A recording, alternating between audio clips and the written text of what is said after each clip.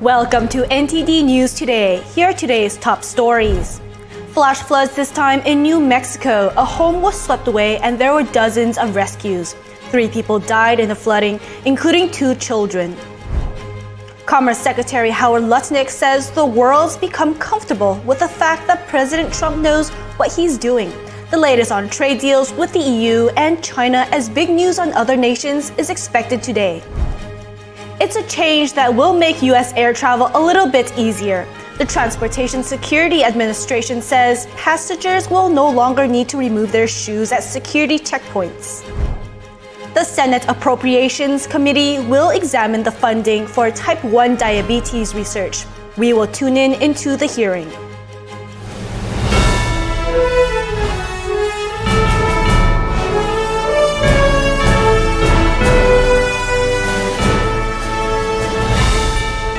This is NTD News Today, live from our global headquarters in New York City.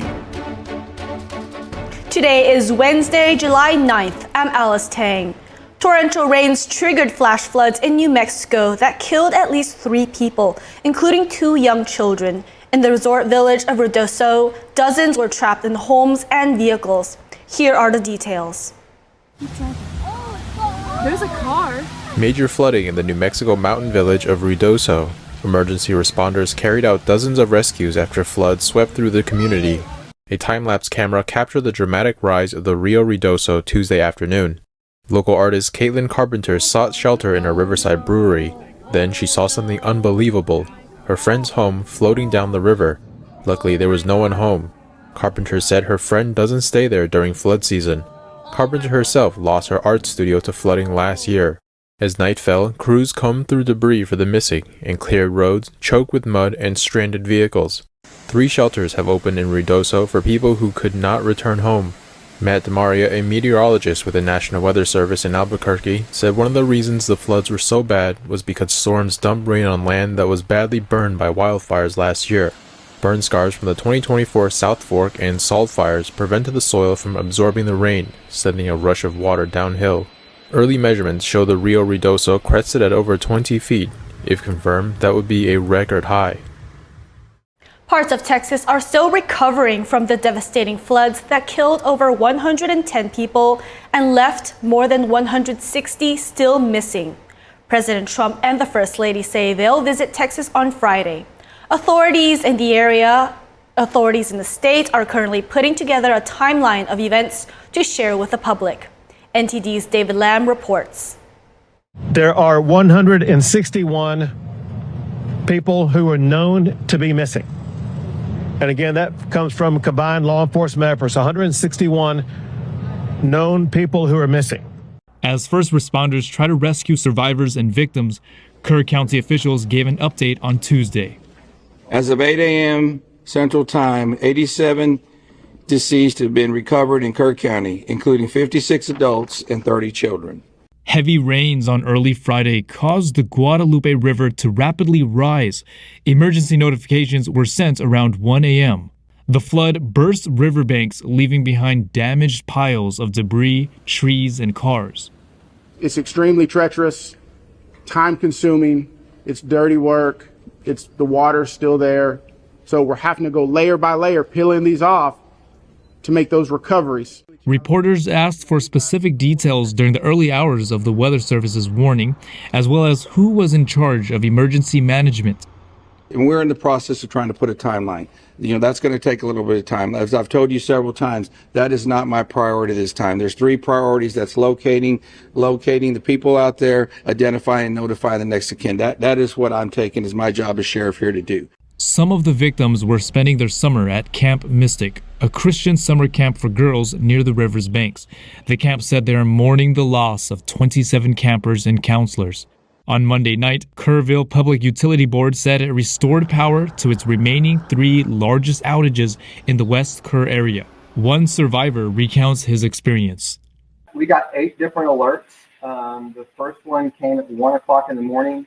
The second one came at 3 o'clock in the morning, and the rest, to be honest with you, I counted to see, but the rest, we were in the attic trying to survive at that point. The governor said they will continue search and rescue efforts. To report missing people or provide more information on the flood, people may call 830-258-1111. David Lamb, NTD News. A Texas-based cloud seeding company says it's facing threats and harassment following devastating floods in central Texas. The CEO of Rainmaker Technology, Augustus Direcco, says the company is being falsely blamed for causing the floods, even though their operation was over 150 miles away and days earlier. He insists the rainmaking effort was small, brief, and stopped immediately once forecasters saw more moisture moving in from the Gulf. Rainmaker has paused all operations in Texas while offering support to flood victims.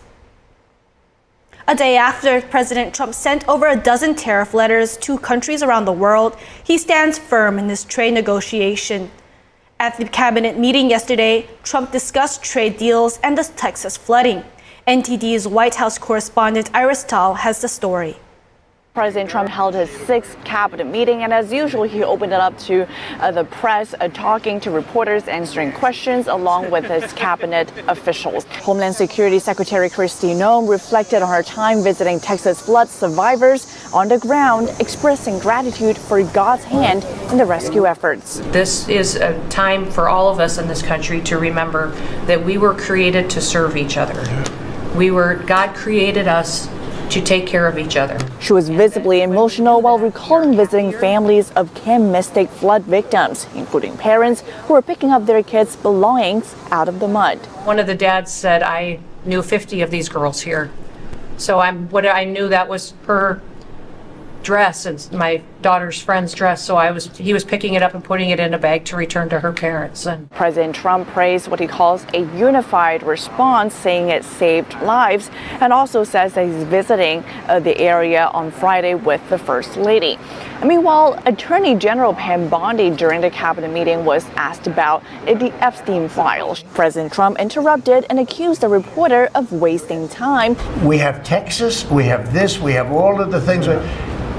And are people still talking about this guy, this creep? Well, Bondi doubles down on the FBI and DOJ's conclusion this week that there was no incriminating client list. I was asked a question about the client list, and my response was, it's sitting on my desk to be reviewed, meaning the file along with the JFK, MLK files as well. That's what I meant by that. In other news, after sending letters to countries like South Korea, Japan, and Thailand, the president is now informing more countries of new U.S. tariffs. He says it's basically my deals to these countries. He says in the next 24 hours, there will be a flurry of more such letters and what he calls deals going out to these countries. And he also says that it's time for these countries to stop ripping the U.S. off, and that's why he has to do this, to impose tariffs on them, as negotiating with, as he says, 200 countries would be too time-consuming as well as complicated. Watch.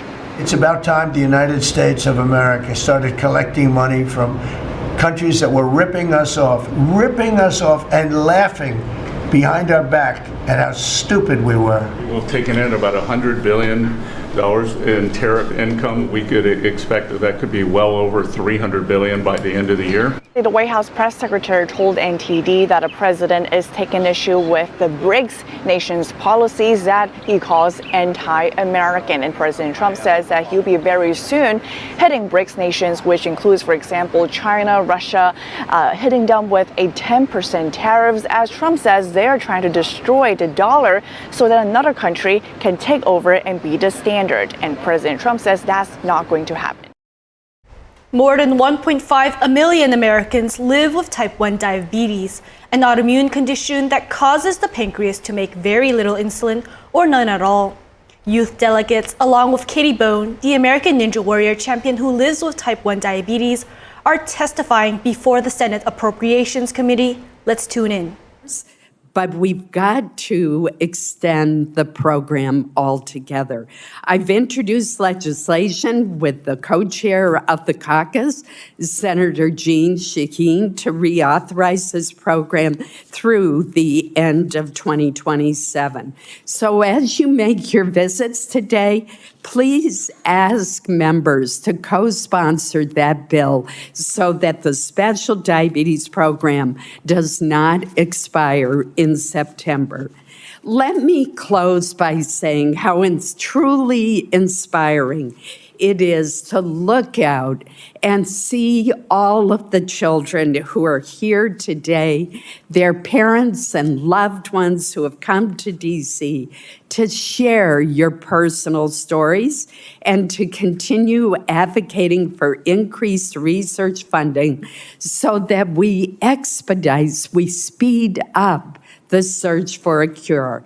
Your passion and hope for a cure gives us the confidence that it will happen. Thank you so much for being here today, and I will now turn to my friend and colleague, the Vice Chair of the Senate Appropriations Committee, Senator Murray, for her opening statement. Thank you, Senator. Thank you. Thank you.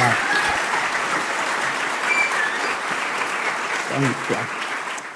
Thank you very much, Madam Chairman. And just a point of personal privilege before I speak about this topic, I do want to acknowledge the tragedy in Texas, and our thoughts are with the families who lost loved ones, and we thank all of our first responders who rushed into danger. I know that all of us here are ready to help Texas recover and rebuild, and I say that on behalf of all of us here in this committee.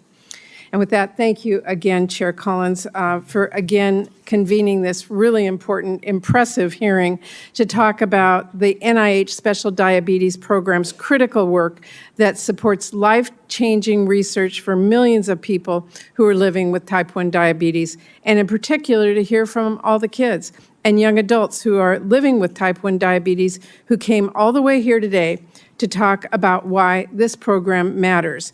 I know all of you have traveled from all over the country. I don't think anybody made it here from Washington State. It's a long trip, but, oh, in the back, awesome. Great to see you. And I want you to know that your voices make a huge difference in making sure that Congress takes action to treat and eventually cure type 1 diabetes. It's important that all of us understand your experiences with diabetes, which is, of course, what this hearing is all about. And, of course, it is important that we improve our understanding of this disease itself, which is what the NIH Special Diabetes Program is all about.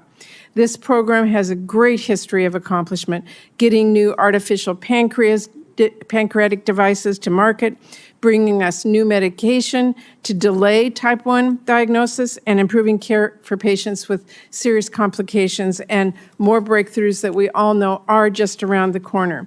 This work is life-changing, which is why I do want to really express my concern today about the fact that the Trump administration is terminating or freezing more than 260 grants from the National Institute of Diabetes and Digestive and Kidney Diseases. The care and research that people are counting on is really in jeopardy, and your voices are important today. 4 of those canceled NIDDK grants are in my home state of Washington, including a clinical trial looking at blood pressure in 200 hemodialysis patients and a grant to train the next generation of researchers. And I know that at Columbia University, President Trump terminated funding for research on how type 1 diabetes affects bone strength in kids. I don't think anyone here needs us to explain why that's so important. We need to strengthen bones and avoid fractures so everyone can run and play and compete in sport and live life to its fullest. So I want to be clear here today. Trump does not get to decide funding for diabetes. Congress does. And I know members on both sides of the aisle are committed to making sure we maintain strong investments in this work. But we need more than just talk right now. We need to stand up and reject what is happening right now to biomedical research at NIH, and I know that my colleagues understand that as well. So again, I really want to thank all of you for being here today, because when it comes to defending this research, when it comes to pushing back against these kinds of cuts and funding freezes that we're seeing, the most effective tool we have is our voices, like the advocates in this room. The strongest way all of you can push back is by speaking out, just like you're doing today, sharing your stories, which are so important, and make sure everyone knows what is at stake. And I know that with the incredible advocates like all of you, we're going to keep making progress, and we're going to keep investing in life-changing research and eventually cure type 1 diabetes. So thank you very much, Madam Chair. Thank you.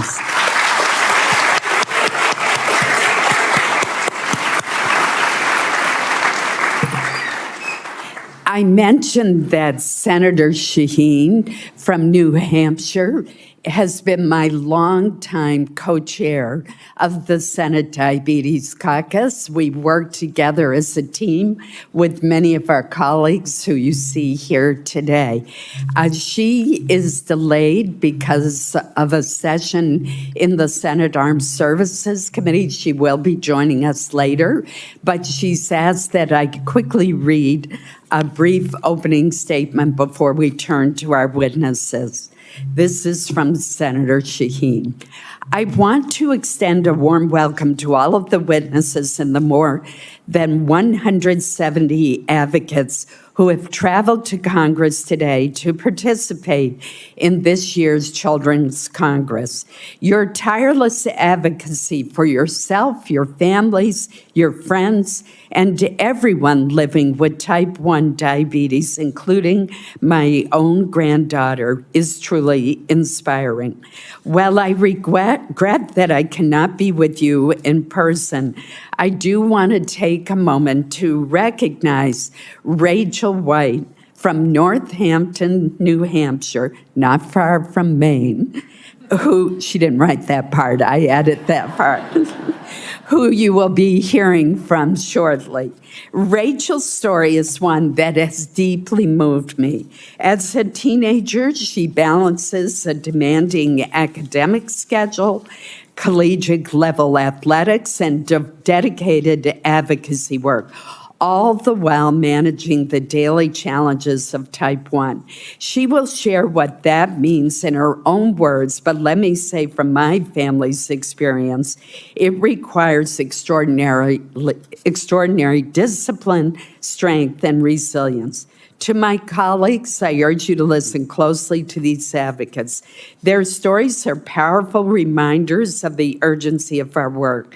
We must do more to support people living with diabetes, starting with increased federal investment in research through the NIH and the Special Diabetes Program.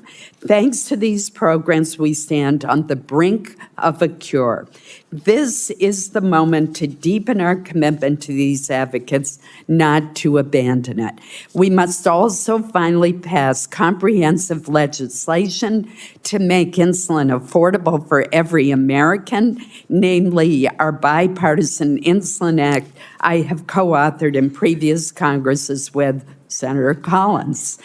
Thank you again for sharing your stories and for being here today. I wish you all a meaningful and memorable Children's Congress. Thank you, Senator Shaheen. Thank you.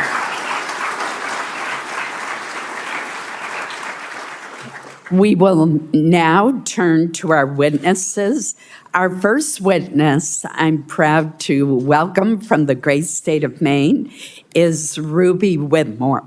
Ruby is 16 years old and was diagnosed with type 1 diabetes at age 5. I have known Ruby literally her entire life. She is a rising junior and plans to major in biochemistry in college with the goal of working in the emergency medical field of trauma surgery. Ruby, thank you so much for making the journey down from Maine to be with us today.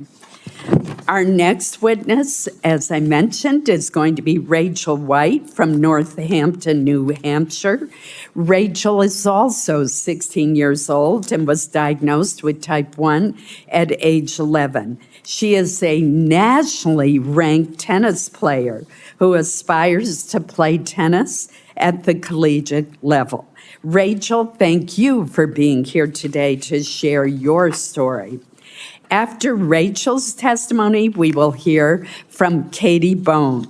Katie was diagnosed with type 1 at age 11.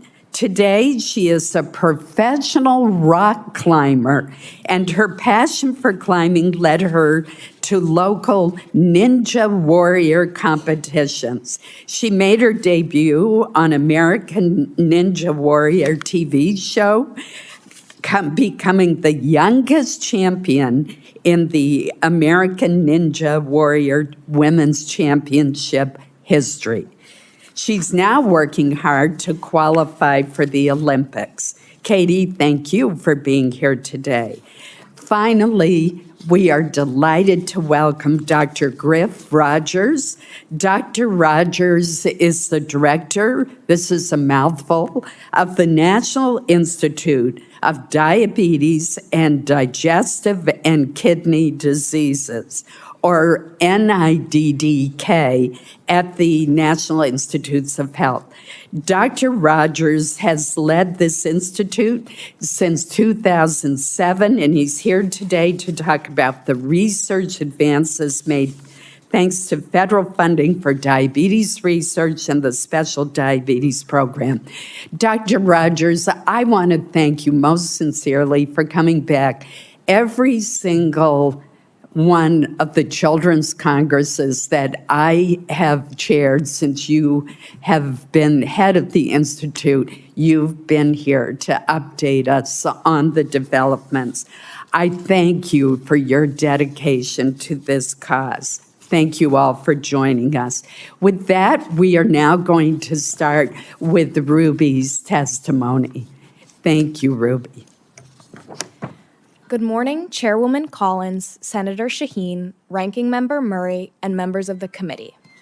My name is Ruby Whitmore, and I'm a 16-year-old student from Old Town, Maine.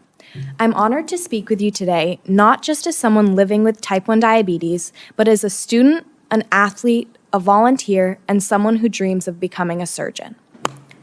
Diabetes runs in my family, so it wasn't a total surprise when one summer, my parents noticed the signs and took me straight to the doctor. I was just 5 years old.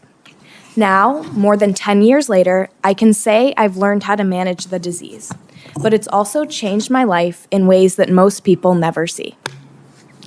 Managing type 1 diabetes isn't something I ever get a break from. Even when everything is going well, it's always there, like an extra layer I have to think about that others don't. Playing sports makes it even more complicated. I've had to learn through experience how to balance my blood sugar before a game or during a race, and there have been times when I've had to sit out and treat a low in the middle of practice or a game. It's frustrating sometimes because I don't want to worry about numbers, carbs, or whether my sensor is still reading correctly. But being open about those challenges has helped me take control of them. It's made me stronger and more confident in who I am.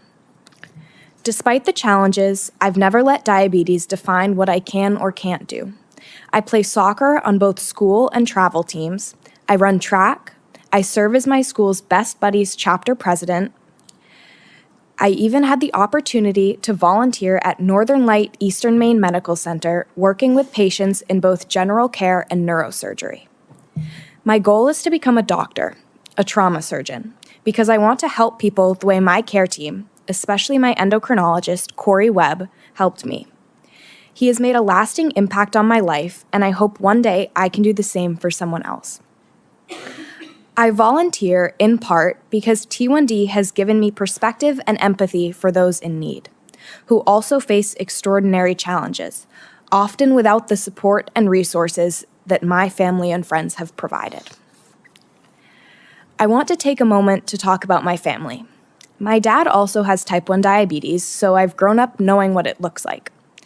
This has put a great deal of stress on my mom, who is always there for us. She's the one not so quietly making sure I'm okay, reminding me to bring sugar tablets, staying up when I sleep through my pump alarms, and just being there every day. Even though I think of myself as independent, I know I wouldn't be the person I am without her support. She's the reason I felt safe enough to be confident in living with this disease. The burden placed on families dealing with type 1 is often invisible and often overlooked.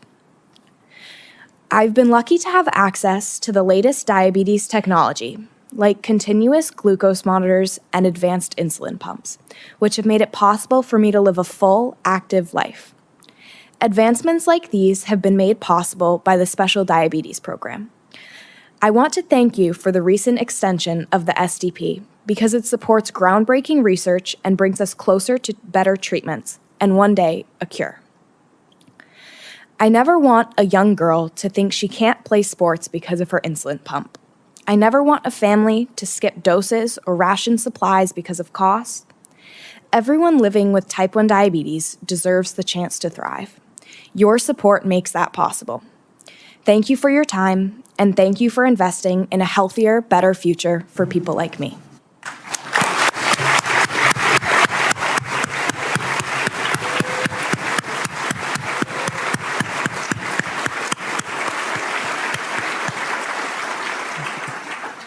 Great job, Ruby. Thank you. Rachel, would you please deliver your testimony?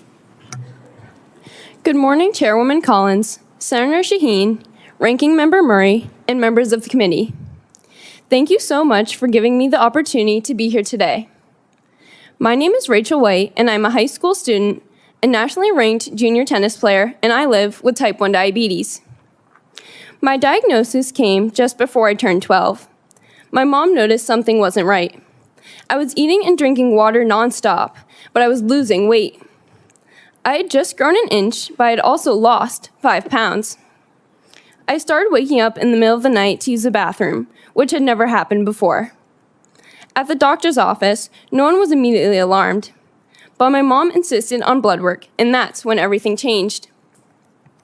My blood sugar was over 600. My A1C was over 14. I had type 1 diabetes, and my life as I knew it was suddenly and completely different. At 11 years old, I had to learn how to manage a disease that has no cure and never takes a day off. That was the scary part. A typical day for me now starts at 6:30 a.m. I eat the same breakfast almost every day because it helps keep my blood sugar stable. I do the same for lunch and snacks, even though it gets boring, because steady blood sugars help me get through my intense school and tennis schedule. I train for tennis anywhere from 1 to 3 hours a day. It's a true passion of mine. My goal is to eventually play tennis at an elite college. But tennis with T1D is a real challenge. I carry juice with me at all times because I tend to have low blood sugars when playing. I check my blood sugars on changeovers, not to get an advantage over my opponent, but to make sure I am safe. Having low blood sugar can make me feel dizzy, unfocused, and there's a risk of passing out. While most players think about winning the next point, I have to think, am I crashing? Do I need juice? Did I take too much insulin? Adding this extra challenge to an already mentally demanding sport is difficult, at times very frustrating. However, I choose to move forward.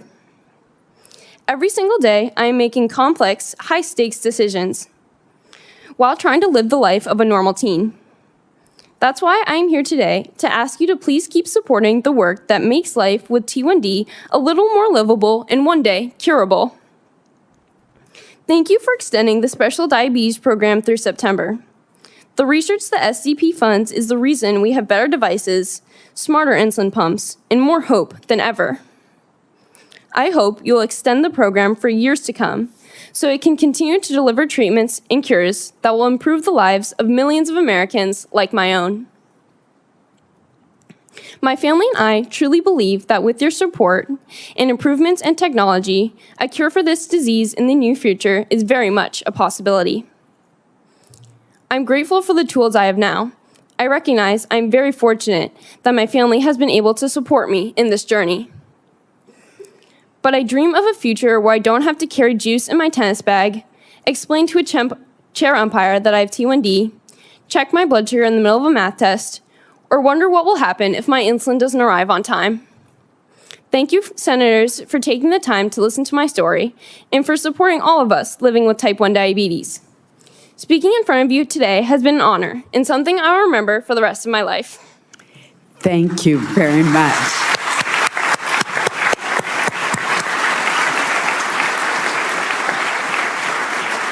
Great job. Katie. Good morning, Chairwoman Collins, Senator Shaheen, Ranking Member Murray, and members of the committee. Thank you for the opportunity to share my story. When I was diagnosed with T1D at age 11, my very first question to the doctor wasn't, why me? It was, can I still climb? Climbing has always been my passion, and I decided right away that T&D was not going to stop me from achieving my goals. That mindset has helped shape everything I've done since then. From earning a spot on the youth and elite U.S. climbing teams to becoming the youngest champion in American Ninja Warrior Women's Championship. I've learned how to compete at the highest level while managing my diabetes around the clock. But T&D is relentless and carries an enormous toll on my body and my mental health. It isn't something I can pause or ignore. It's often the simplest things that aren't visible to the outside world that are the most difficult. Sleep is a constant struggle. I consistently wake up to alarms or unexpected highs and lows, and when you're not sleeping well, you're not recovering well, and that directly affects my ability to train, perform, and stay healthy. I've competed in China, Europe, and all over the world, and every time I go, I have to figure out how to manage my blood sugars with unfamiliar food, different time zones, and new schedules. I've had to carry my own food across continents. And as a female athlete, hormone cycles throw in another unpredictable layer. There are weeks when everything I've figured out no longer works, and I have to readjust all over again. People see me win a national title or run up the wall on TV, but they don't see the 100+ decisions I make every day. They don't see me stopping in the middle of training to treat a low, or the days I feel completely wiped out from a night of bad blood sugars.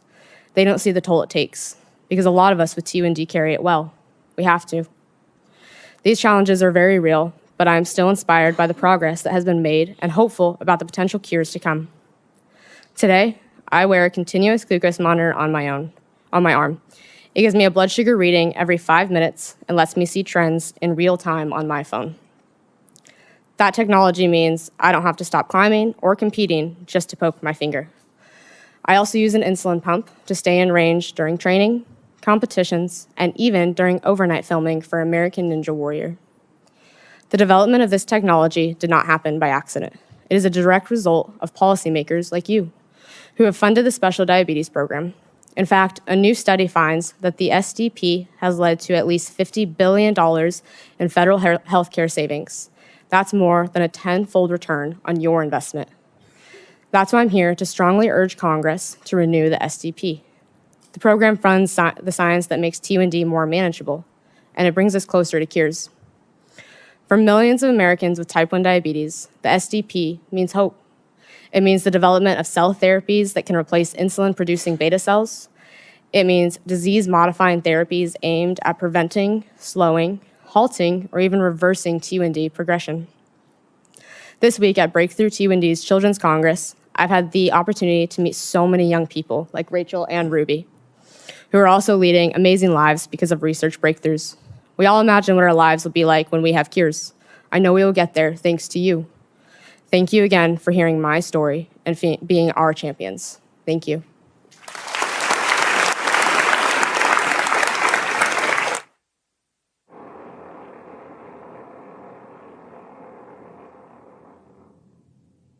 Thank you so much, Katie, for your testimony. Dr. Rogers, thank you for being here. Thank you so much. Chair Collins, Vice Chair Murray, Senator Shaheen, and members of the committee, thank you for the invitation today to testify and for your long-standing support for type 1 diabetes research. Research supported by the Special Diabetes Program, or SDP, has dramatically improved the health and quality of life of people with type 1 diabetes. This progress would not be possible without the support of my fellow witnesses, as well as the people here today, those you represent across the country. All of you are true champions in advancing diabetes research. Thank you. The longstanding federal investment in diabetes research through the SDP has enabled us to take on challenges, drive innovation, and address research gaps beyond what we could do with support with NIH's regular appropriations. We've been able to enroll more patients in longer trials to maximize our research investments. This approach has yielded incredible progress. For example, SDP-supported research has culminated in the first ever FDA-approved preventive therapy for type 1 diabetes. the first ever FDA-approved cellular therapy for type 1 diabetes, and multiple new FDA-authorized artificial pancreas devices that have become the standard of care for many people living with type 1 diabetes, including the children who you polled in the room today. These therapies were just far off goals when I first testified about SDP-supported research in 2007. Today, they are realities that directly benefit people with or at risk for type 1 diabetes. These advances were made possible thanks to your long-term investment in research, our close partnership with organizations like Breakthrough T1D, and the dedication of our clinical study volunteers and their families. While we celebrate this progress, we are also vigorously building on it. A major current research goal and a high priority for people affected by the disease is to find a biological cure for type 1 diabetes. This involves understanding how insulin-producing beta cells are lost and how they can be replaced and protected, including through transplantation. Additionally, scientists must work to develop novel ways to protect transplanted cells from the attack by the body's immune system. NIDDK's ongoing research complements industry's clinical trials, testing cell replacement strategy in people. Some of these trials use techniques that have their roots in SDP-supported research, including cell products and so-called encapsulation technologies that protect transplanted cells from rejection. We're confident that these complementary efforts will one day culminate in approaches to replace lost beta cells, cure type 1 diabetes, and eliminate the burden that comes with the disease management. I'm also pleased to report that SDP-supported research provides benefit beyond type 1 diabetes. For example, the artificial pancreas device developed with SDP support for the management of type 1 diabetes was recently approved for adults with type 2 diabetes. Recent SDP extension have enabled the launch of or expansion of ambitious studies related to diabetes complications, such as heart disease and diabetic foot ulcers. Understanding these complications is not only important for people living with type 1 diabetes, but additionally benefit those with type 2 diabetes. Conversely, we're using our knowledge from treating type 2 diabetes and applying it to type 1 diabetes. For example, SGLT2 inhibitor medications are improved to manage blood glucose levels in type 2 diabetes and have heart and kidney protective effects. Determining if these medications are safe and effective for people with type 1 diabetes could provide much needed tool for preventing multiple complications. While we celebrate these and other incredible successes made possible by SDP, we will continue to pursue cutting-edge research, such as applying artificial intelligence and machine learning technologies to type 1 diabetes research in new and exciting ways. With continued research, we know we can achieve our ultimate goal, preventing and curing type 1 diabetes. Thank you, and I'm happy to answer questions when the time is appropriate. Thank you very much. Thank you, Doctor. Thank you.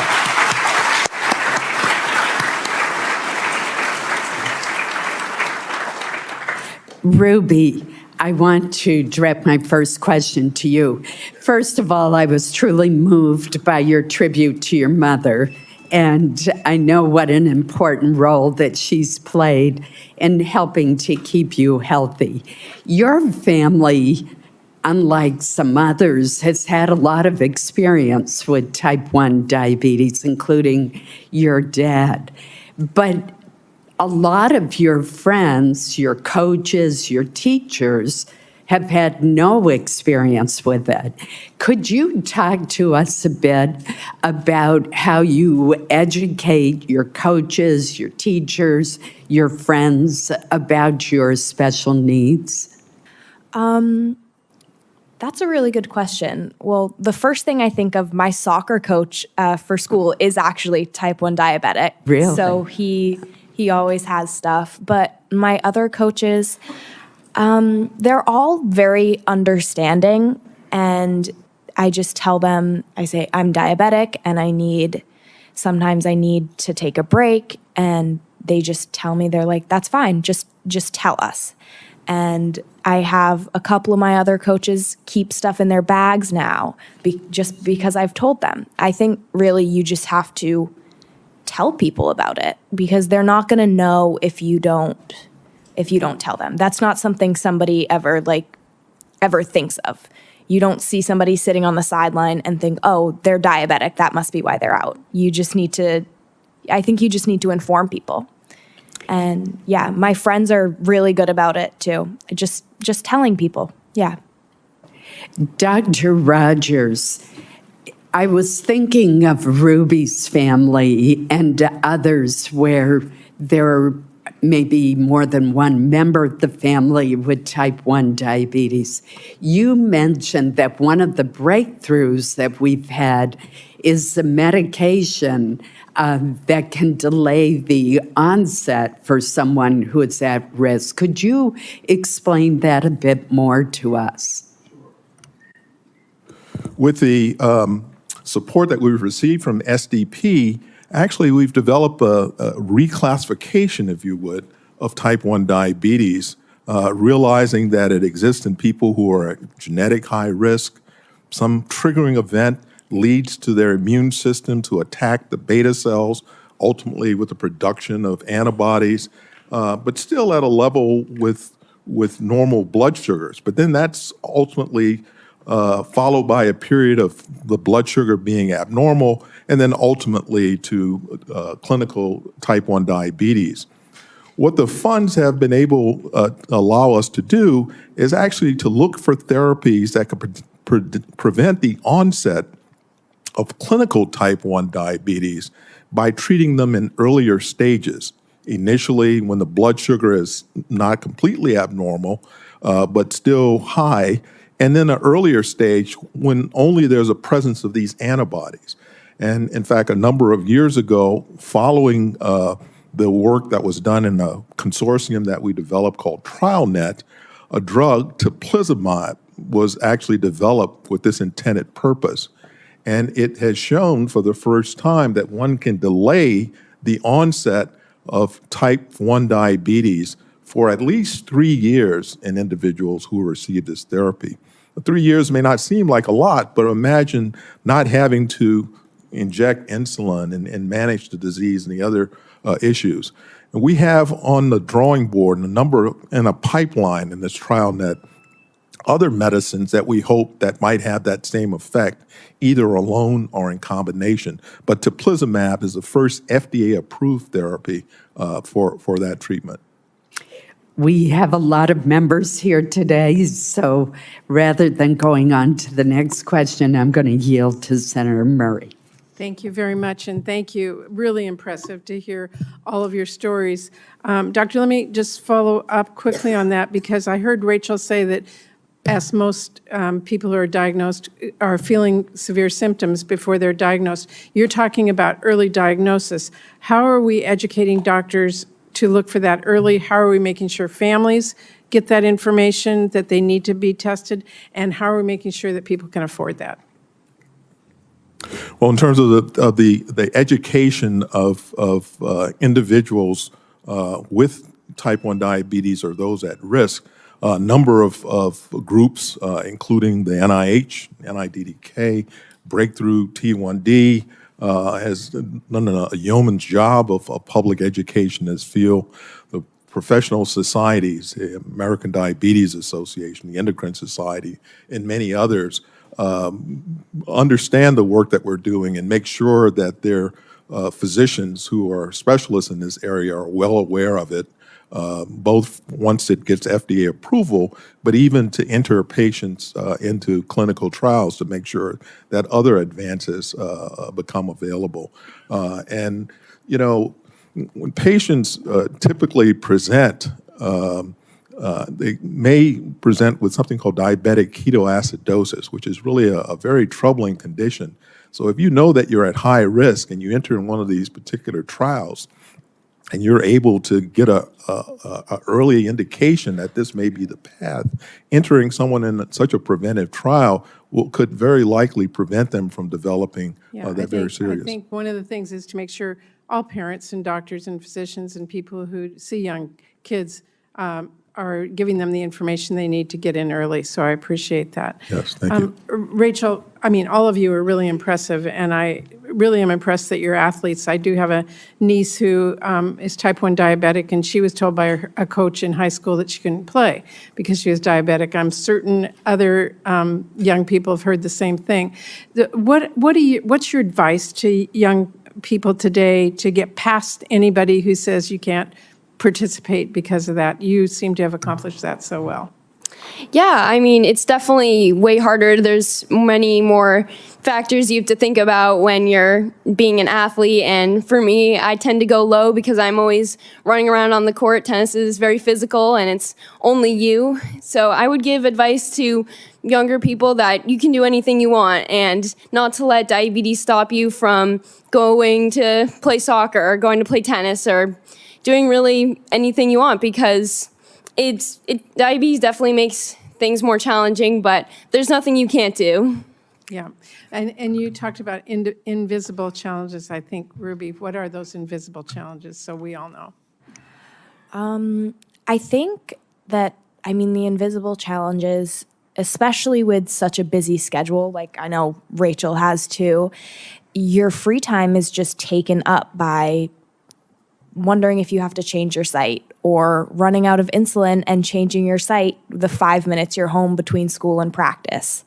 And just thinking about everything all the time, especially now. I mean, a lot of you guys are probably driving now too. Just thinking about your blood sugar before you get on the road and thinking about how much time you're going to have before your practice or school if you're low and can't drive. Yeah. So I just think that's a really big thing. Things other people don't see. I yeah, or appreciate things other people don't have to think about. Yeah. Yeah. Katie, impressive. The youngest American ninja warrior. All of you guys can be ninja warriors. You're looking at one right now. It's great to hear your story and to see the challenges that you've overcome as well. How would you describe the advances in science and medicine that made the most difference for you to be able to accomplish that? I wear an insulin pump and a CGM, and it has been... CGM, explain to a continuous glucose monitor, and it has been life-changing for me. I'm able to go to the gym, and I don't have to poke every 10 minutes when I feel a little bit weird. In climbing competitions, we have to be in isolation because we can't see the climbs beforehand, and we are not allowed to have phones. So I have to lock my phone and go get somebody if I want to look at it, which is hard, but it's made it so much easier that I don't have to spend the 10 minutes poking my finger to check my blood sugar, and I can focus on warming up and competing, because as it is, that takes a lot of mental energy, and so does diabetes. So it's kind of eased to that for me and made it so I can go out there with knowing my glucose and having a little bit ease of mind with that as well. Okay, very good. And thank you to all of you as well, to be here today to talk about this and make the public more aware of all the things you can accomplish and all the work we still have to do to make sure we continue the research. So thank you very much. Senator Hyde-Smith. Thank you, Madam Chairman and Ranking Member Murray. And I tell you, Ruby, Rachel, Katie, y'all have been so impressive today, and you've really made an impact on me. All of you sitting here, these faces and the challenges that you live with, you are really, really incredible human beings, and I know you will continue to be incredible human beings. I wanted to recognize my breakthrough T1 delegates from Mississippi, T1D delegates. Where is Lindley and KJ from Mississippi? Are they in here? Okay, we have a meeting later with them. Maybe I'm not seeing them.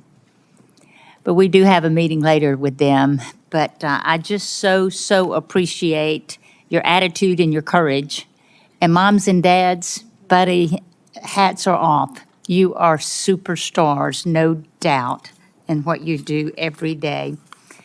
I wanted to address this to Rachel and Ruby. As we move closer to finding a cure to type 1 diabetes, which is the goal. You know, April the 15th, President Trump signed an executive order addressing insulin and making it more affordable. And just so significant on all the research that he is supporting there. But what do you each look forward to the most when that day finally arrives, when we're looking at these TV screens and it says, we have a cure for type 1 diabetes? What do you look forward to the most?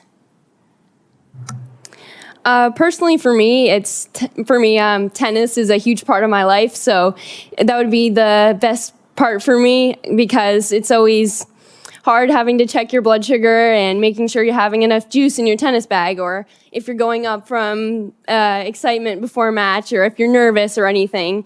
And just being able to not have that anymore, it'd be just such a relief and also not just for me, for people who can't afford insulin, who some people who pass away from not being able to afford insulin, and that's very sad. And I think that once there is a cure, it'll save so many people's lives and just make the lives of millions of people way more easy.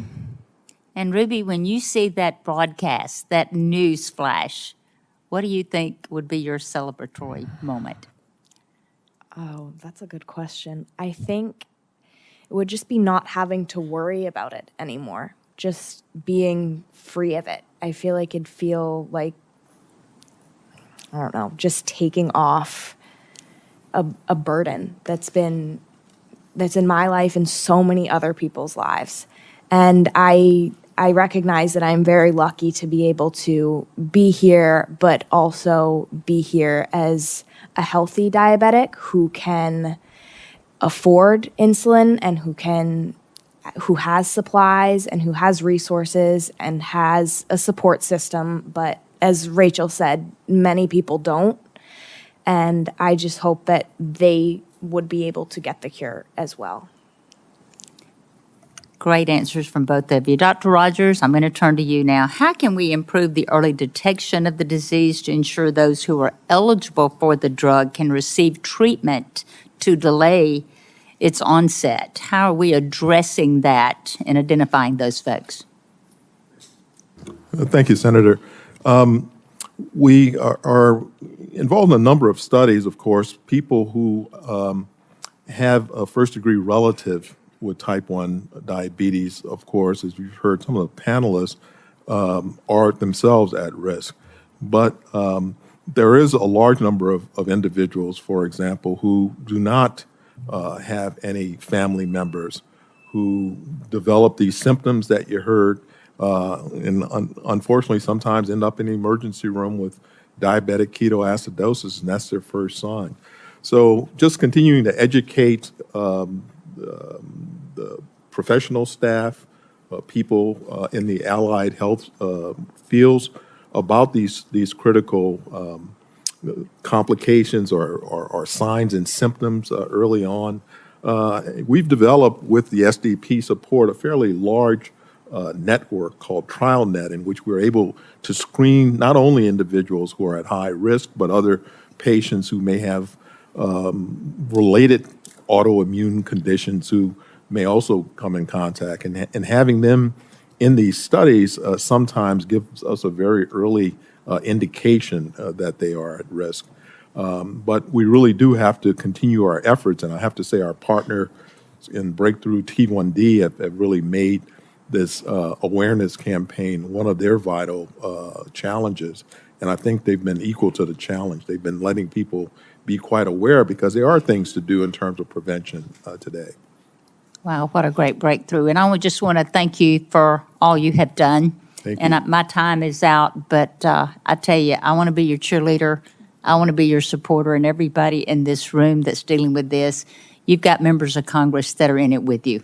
We don't know the anxiety that comes with this every day like you do, but we know what our job is, and our job is to find a cure, and we're not going to forget that. Thank you. Thank you.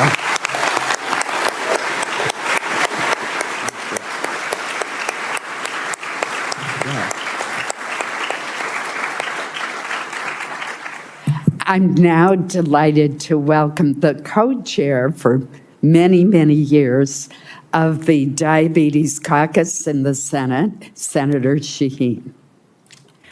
Thank you, Chair Collins, and I appreciate your letting me sneak in since I am in the middle of a defense bill markup, but I really wanted to be here to thank all of you who are members of the Children's Congress for being here today, for your advocacy every day, and for your willingness to speak up about the need, as Senator Hyde-Smith said, to find a cure. And none of us forget that at any time.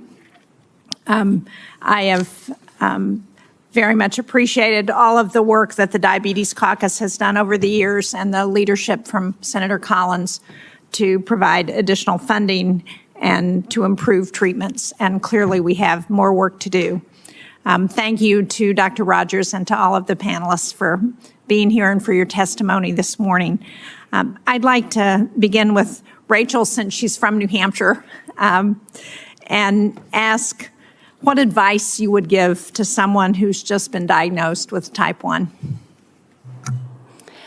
Yeah, I still remember the day I was diagnosed. I was 11 and I got taken out of school, and luckily I wasn't hospitalized, which was honestly kind of surprising because my blood sugar was very high.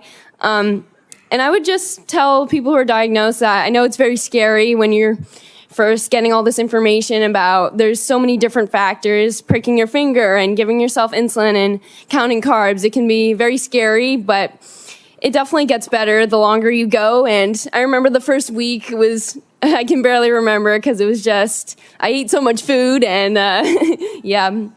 But it definitely, I've been a diabetic for 4 years now. So I would say I'm definitely more educated, and I'm here today. So it's proof you can really do anything, even with this disease. Would either of the other witnesses like to comment on that question? Ruby? No, I think Rachel covered it. I think that's Great. That's pretty much what I was going to say. Yeah. Katie, anything to add? She did a great job explaining it, but it is terrifying at first, and it is incredibly scary. And even for me, 8.5 years later, it is still hard, but I had to figure out how to make it work because I wanted so much with my life, and I still do. And I wouldn't necessarily change what happened to me because it has given me so many incredible opportunities, one of them being here. And a newly diagnosed person also has so many incredible opportunities and a bright future if they want that.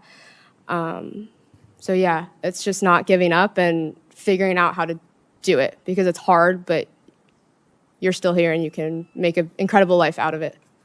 Thank you. Thank you to each of you.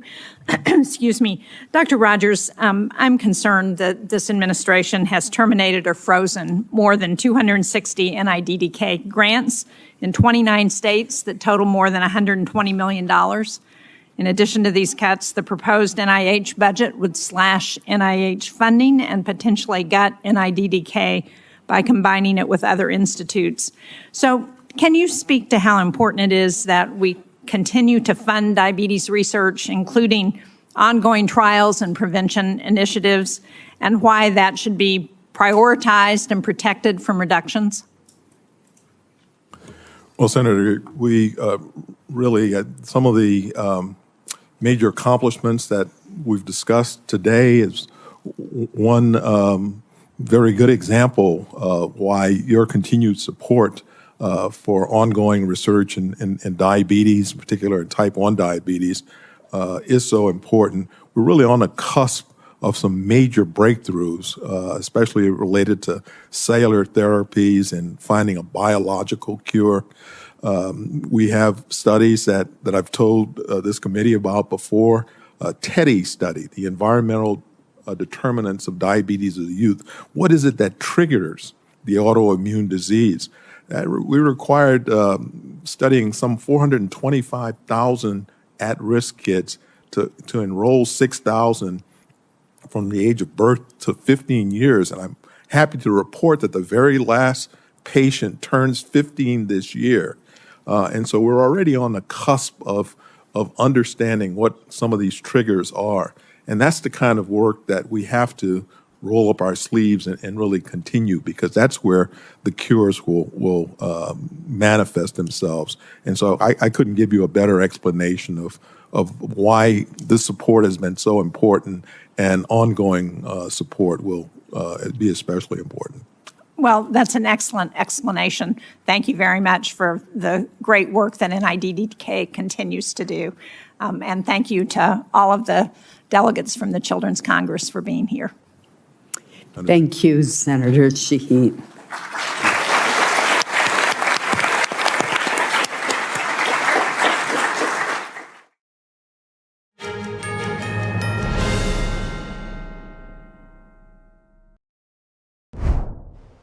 Welcome to NTD News Today. Here are today's top stories. Flash floods, this time in New Mexico. A home was swept away and there were dozens of rescues. 3 people died in the flooding, including 2 children. Commerce Secretary Howard Lutnick says the world's become comfortable with the fact that President Trump knows what he's doing. The latest on trade deals with the EU and China, as big news on other nations is expected today. Russia has reportedly broken its own record for the largest drone attack on Ukraine. Moscow used almost 50% more drones than in the previous largest attack. Israeli Prime Minister Netanyahu discusses another meeting he had with President Trump and J.D. Vance. Hostages, Iran, and the Abraham Accords were all on the agenda. It's a change that will make U.S. air travel a little bit easier. The Transportation Security Administration says passengers no longer need to remove their shoes at security checkpoints.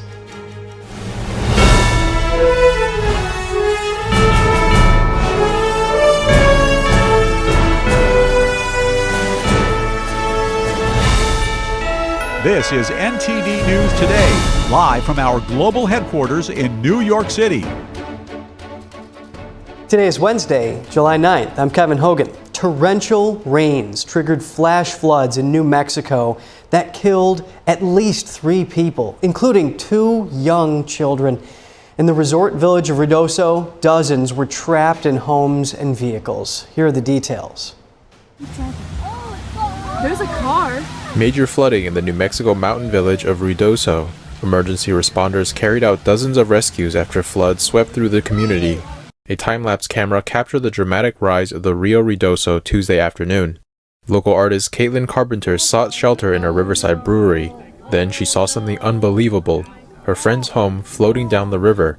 Luckily, there was no one home. Carpenter said her friend doesn't stay there during flood season. Carpenter herself lost her art studio to flooding last year. As night fell, crews combed through debris for the missing and cleared roads choked with mud and stranded vehicles. 3 shelters have opened in Ruidoso for people who could not return home.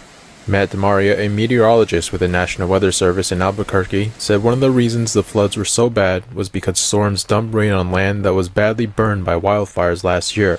Burn scars from the 2024 South Fork and Salt fires prevented the soil from absorbing the rain, sending a rush of water downhill. Early measurements show the Rio Ruidoso crested at over 20 feet. If confirmed, that would be a record high. Parts of Texas are still recovering from the devastating floods that killed at least 111 people and left more than 170 still missing. President Trump and the First Lady say they'll visit Texas on Friday. Authorities in the state are currently putting together a timeline of events to share with the public. NTD's David Lamb reports. Heavy rains on early Friday caused the Guadalupe River to rapidly rise. Emergency notifications were sent around 1 a.m.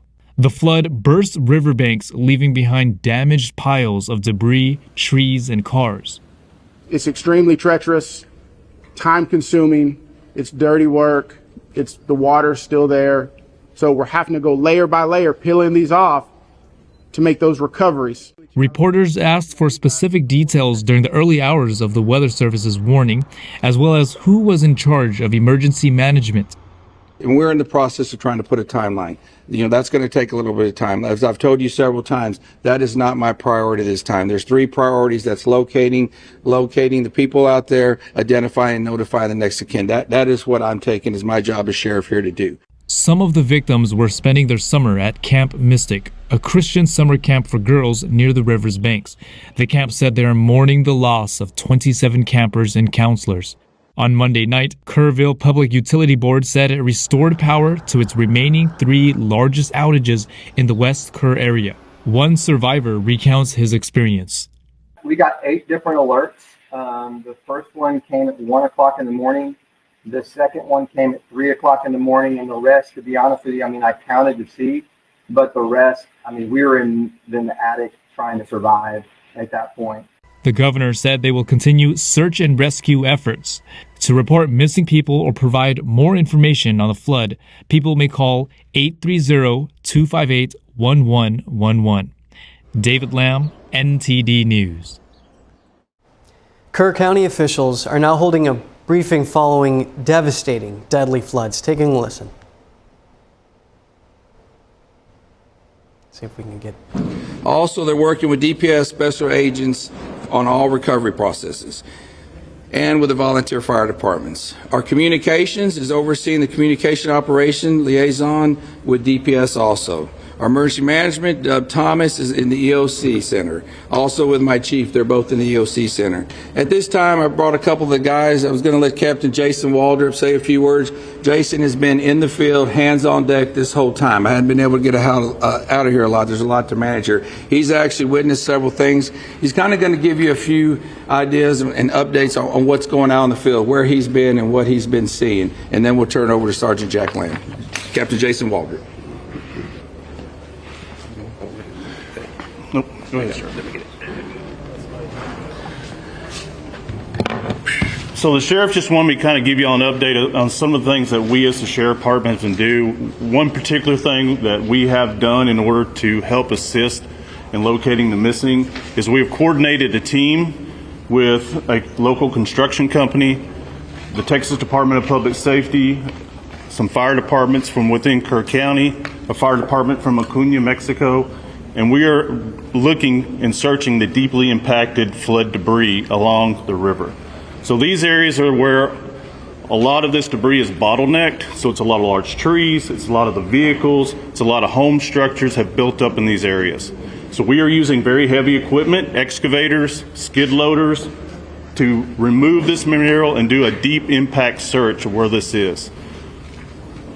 So what we ask is for those who are out there working, the local residents, the families of the missing, even some of the search teams. If you see these very large excavators working, please avoid these areas. We are trying to control these work sites. We have spotters on the ground. So as this material is being removed, we are looking for anything of a sign of a person that may be within this material. These operators have very limited vision with these large excavators, so please avoid these areas that they're working. We're still spotting areas up and down the river where we can take apart these materials and hopefully locate some more of the missing. So that's one main thing that we've been doing along the river to help this process. Thank you. A Texas-based cloud seeding company says it's facing threats and harassment following devastating floods in Central Texas. The CEO of Rainmaker Technology, Augustus Dorico, says the company is being falsely blamed for causing the floods, even though their operation was over 150 miles away and days earlier. He insists the rainmaking effort was small, brief, and stopped immediately once forecasters saw more moisture moving in from the Gulf. Rainmaker has paused all operations in Texas while offering support to flood victims. And on to trade, Trump yesterday announcing there will be a 50% tariff on imported copper. The aim is to boost U.S. production of a metal critical for electric vehicles, military hardware, the power grid, and many consumer goods. Ones we did steel, as you know, they're 50%. We did aluminum, 50%. Lumber just came out. Mention that's copper. And we did cars. And now today we're doing copper. U.S. COMEX copper futures jumped more than 10% after the announcement. Trump did not say when the tariff would take effect. The Trump administration announced a so-called Section 232 investigation into U.S. imports of copper in February. The tariff is expected to significantly affect Chile, Canada, and Mexico. Those three countries ranked as the largest suppliers of copper to the U.S. last year. Pharmaceuticals will also be targeted. President Trump said yesterday he will impose tariffs of up to 200% on pharmaceutical products imported into the U.S. Trump told a cabinet meeting the tariffs will be revealed very soon, but they will not take effect immediately. The Commerce Department launched an investigation in April to determine the security implications of importing pharmaceutical products and their ingredients. Commerce Secretary Howard Lutnick said yesterday that the probe is still ongoing. Lutnick says more details on pharmaceutical tariffs will be released by the end of the month. Trump says he'll announce trade updates for at least 7 countries this morning, with more to follow this afternoon. NTD's Daniel Monahan has the latest on U.S. trade talks with China, the EU, and more. President Trump said he would announce trade news for at least 7 countries today. He did not specify whether the announcements would be new trade deals or tariff measures. The administration's top trade officials are also preparing for a new round of talks with China in early August. Commerce Secretary Howard Lutnick said the U.S. government is in a pretty good place now with China, speaking on CNBC. And we're going to start kicking off a bigger trade conversation between the 2 largest economies in the world, China and the United States of America. Lutnick discussed where things currently stand. We are settled with a 30% increased tariff. And then during President Trump's first term, he had a 25% tariff. So on much of China, they're paying 55%, and on the balance, they're paying 30%. As for rare earths, Lutnick said magnet export licenses from China have been approved swiftly and expeditiously, and the U.S. has resumed exports of things like ethane, software products, and airplane parts. Lutnick also discussed trade progress with the European Union. He said the bloc has recently made significant offers. Meaning we're going to take down our barriers, we're going to open our markets to American farmers, ranchers, fishermen, really open their markets and let Americans finally, American entrepreneurial spirit, finally get to sell to Europe. The Commerce Secretary says the president has those deals on his desk and he's thinking about how he wants to play them. And this is very tricky because they have a huge trade deficit, so they've got to pay, but they're really going to bat trying to say, look, we want to open our markets to you. We want to create a more balanced and fair relationship. Please, Mr. President, think about it. Lutnick says global stock markets reached new highs, and America is taking in more than $30 billion a month in revenues. So the world's gotten comfortable with the fact that Donald Trump knows what he's doing, and he's out to make a better deal for America than these horrible trade deals of the past. Vietnam has imposed anti-dumping duties in the form of 23 to 28% tariffs on certain steel products from China. The move deals a blow to Beijing's ongoing efforts to use neighboring countries as transshipment points to avoid punitive tariffs. The announcement followed a newly finalized trade agreement between Vietnam and the United States, under which products from China and other countries transshipped through Vietnam to the United States will be subjected to a 40% tariff. Vietnam also says it will devise measures to improve product quality to cope with potential risks from U.S. tariffs as it seeks to expand exports to other markets. Daniel Monahan, NTD News.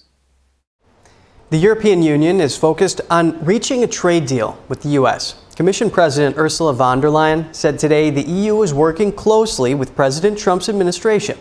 Meanwhile, German Chancellor Friedrich Merz says he is optimistic the EU can come to an agreement with the U.S. by the end of this month at the latest. This is above all in the interest of our export-orientated economy. This applies to the chemical industry, the pharmaceutical industry, and the mechanical engineering industry. It applies to the automotive industry, the steel industry, and the aluminium industry. There is a lot at stake here. We do prefer a negotiated solution. This is why we're working closely with the US administration to get an agreement. And I had a good exchange with President Trump earlier this week to help move things forward. We're looking for a reliable framework from which we can keep building our common trade.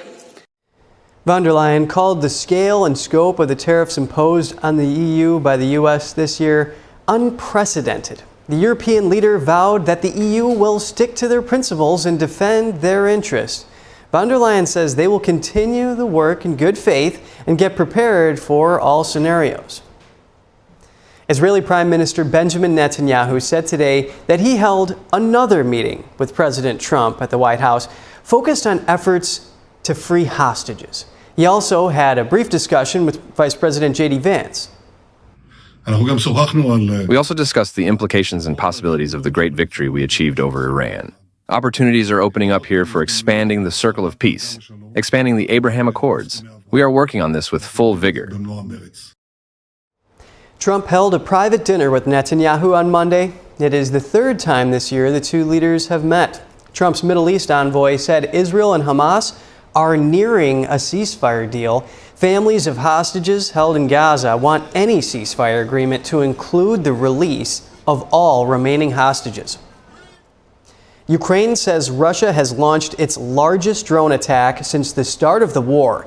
This just hours after President Trump pledged increased military support for Kyiv. Ukraine said today's attack involved over 720 drones, nearly 200 more than the previous record. The attack was mostly repelled, but was intense enough to cause neighboring Poland to scramble its military aircraft.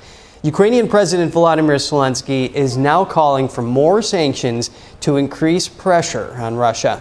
U.S. Special Envoy Keith Kellogg is in Rome today to meet with Zelensky. This comes just a day after President Trump announced the U.S. will send more weapons to Ukraine. The president said Russia is killing too many people and Ukraine needs to defend itself. The Trump administration is suing the California Department of Education. The Department of Justice says the state is violating Title IX protections in girls' sports. Sports and politics collide. President Trump says he'll attend the Club World Cup final July 13th at MetLife, where Chelsea faces either PSG or Real Madrid. We'll have that for you after the break.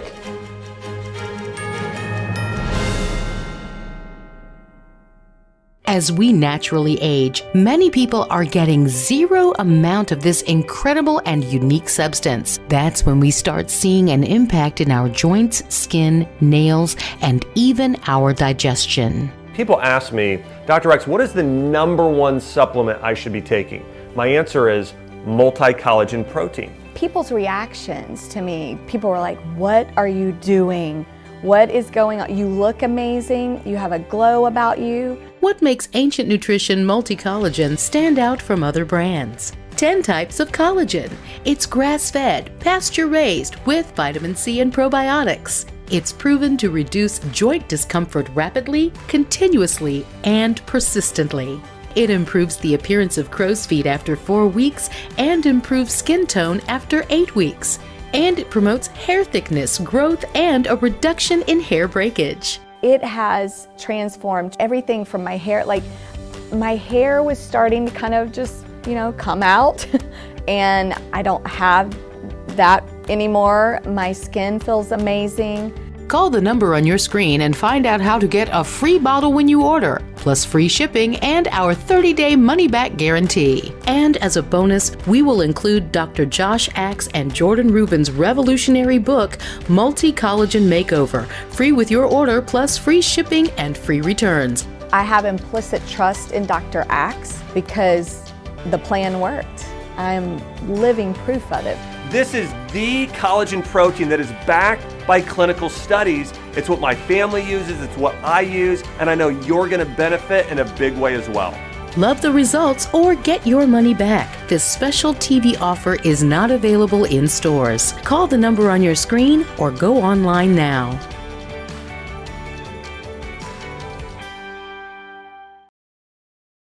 The bladder control aisle. You won't shop here again. Your private business is your own. The constant struggle is over. Now there's a better way. It's HDIS. We home deliver bladder control products. We understand how you feel. For over 25 years, we've home delivered to many of the 20 million Americans who deal with incontinence. We offer all brands. We pay shipping and use plain, unmarked boxes. If we can help you or someone you care for, call for your free product sample pack and $45 in money-saving coupons. Our counselors will help you choose the right product. And unlike stores, we're always in stock. You'll get what you need. Satisfaction guaranteed. HDIS, the better way. For your free sample pack with your free catalog, $45 in money-saving coupons, and free product samples, call 1-800-701-6159. That's 1-800-701-6159.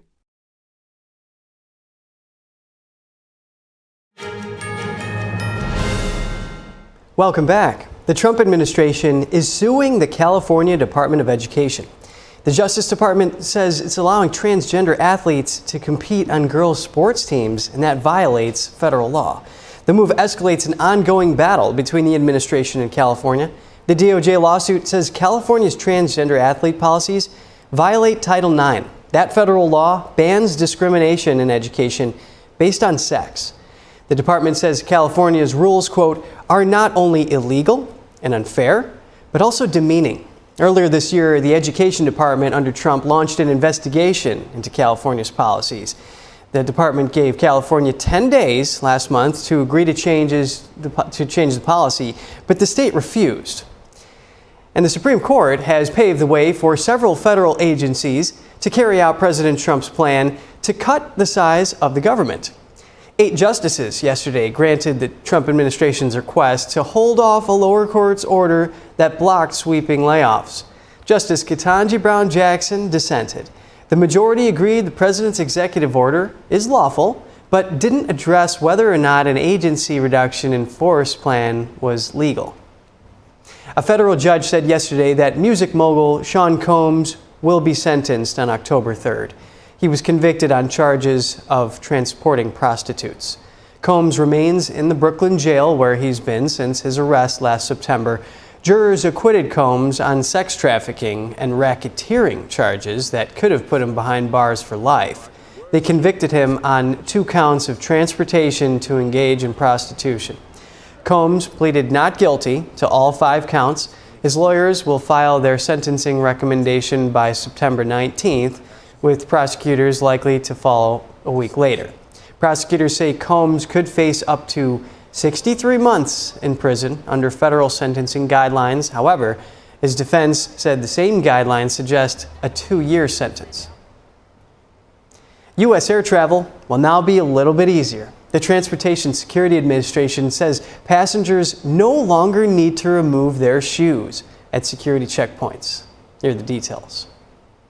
Americans and travelers and those coming into our country will be very excited. Today is the first full day U.S. air travelers without TSA PreCheck can wear shoes through airport security. Evaluation of the policy dates back to the Biden administration. Now, Homeland Security Secretary Kristi Noem says officials believe it's safe to end the rule. She points to new Real ID requirements and says screening technology has evolved since 2001. That's when a passenger tried to ignite explosives in his shoes on a flight to Miami. TSA has changed.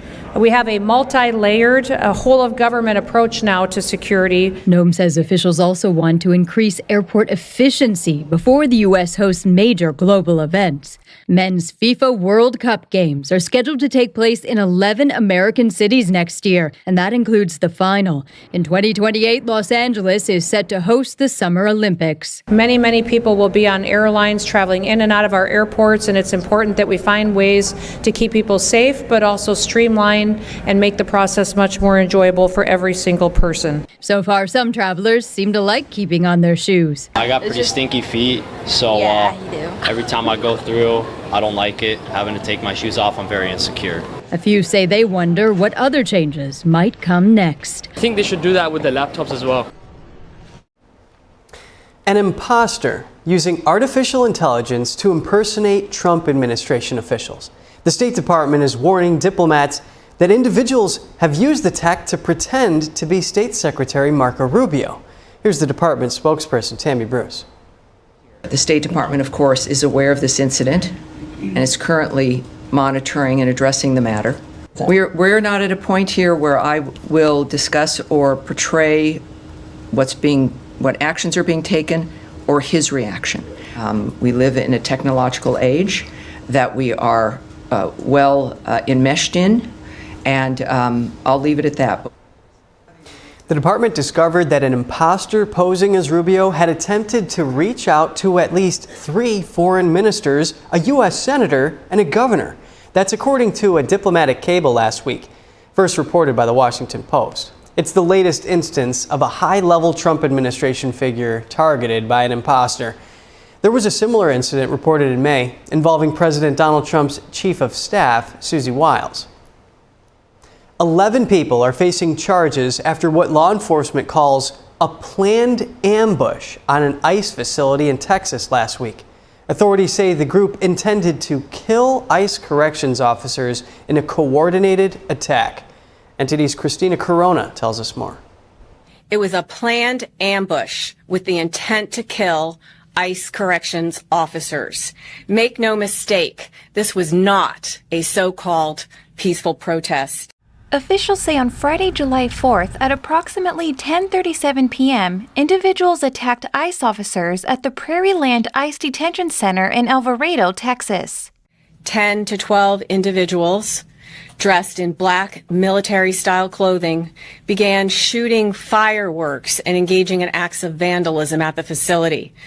And this was part of an organized attack. 2 unarmed ICE officers stepped out, and a responding Alvarado officer was shot by someone hiding in the woods. Others vandalized property with graffiti using phrases like ICE pig and traitor to lure officers outside.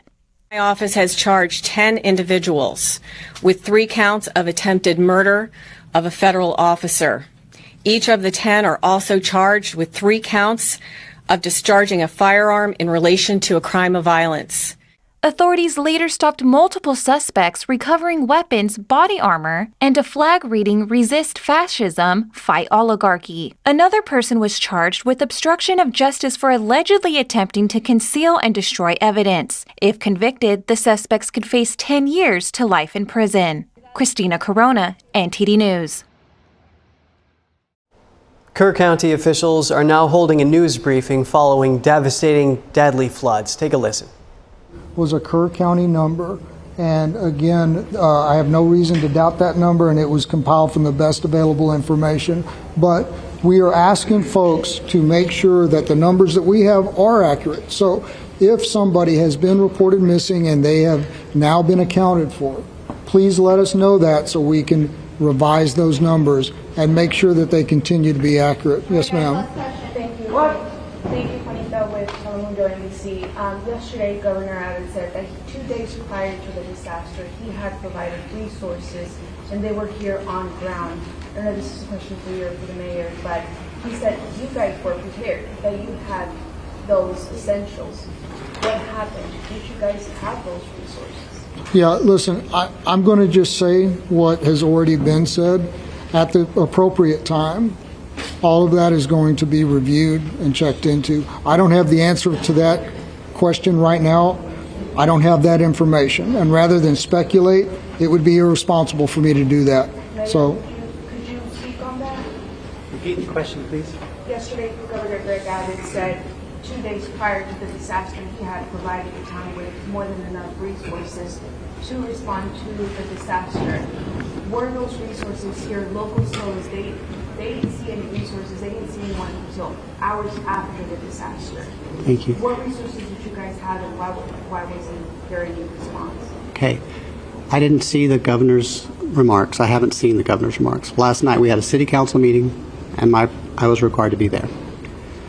And so I'm sorry. I don't know what resources TDM had in place at that time. I know when I arrived at the Emergency Operations Center on the morning of July 4th, there were TDM personnel there. But what assets they were able to use that morning, I'm sorry, I do not know. Mr. Mayor, listen, people are yelling, and I didn't really want y'all to. If you offer only 3 questions, then you're going to have to. Guess what? You're in Kerrville, and we're going to do it my way. I understand that. Morgan Chesky, please.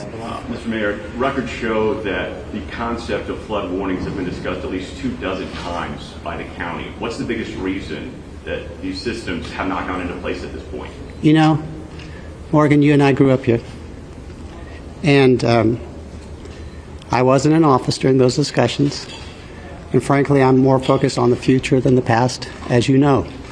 What I can say is the governor, the lieutenant governor, the Speaker of the Texas House have all provided us support, and they have all said This is a priority for the upcoming special legislative session.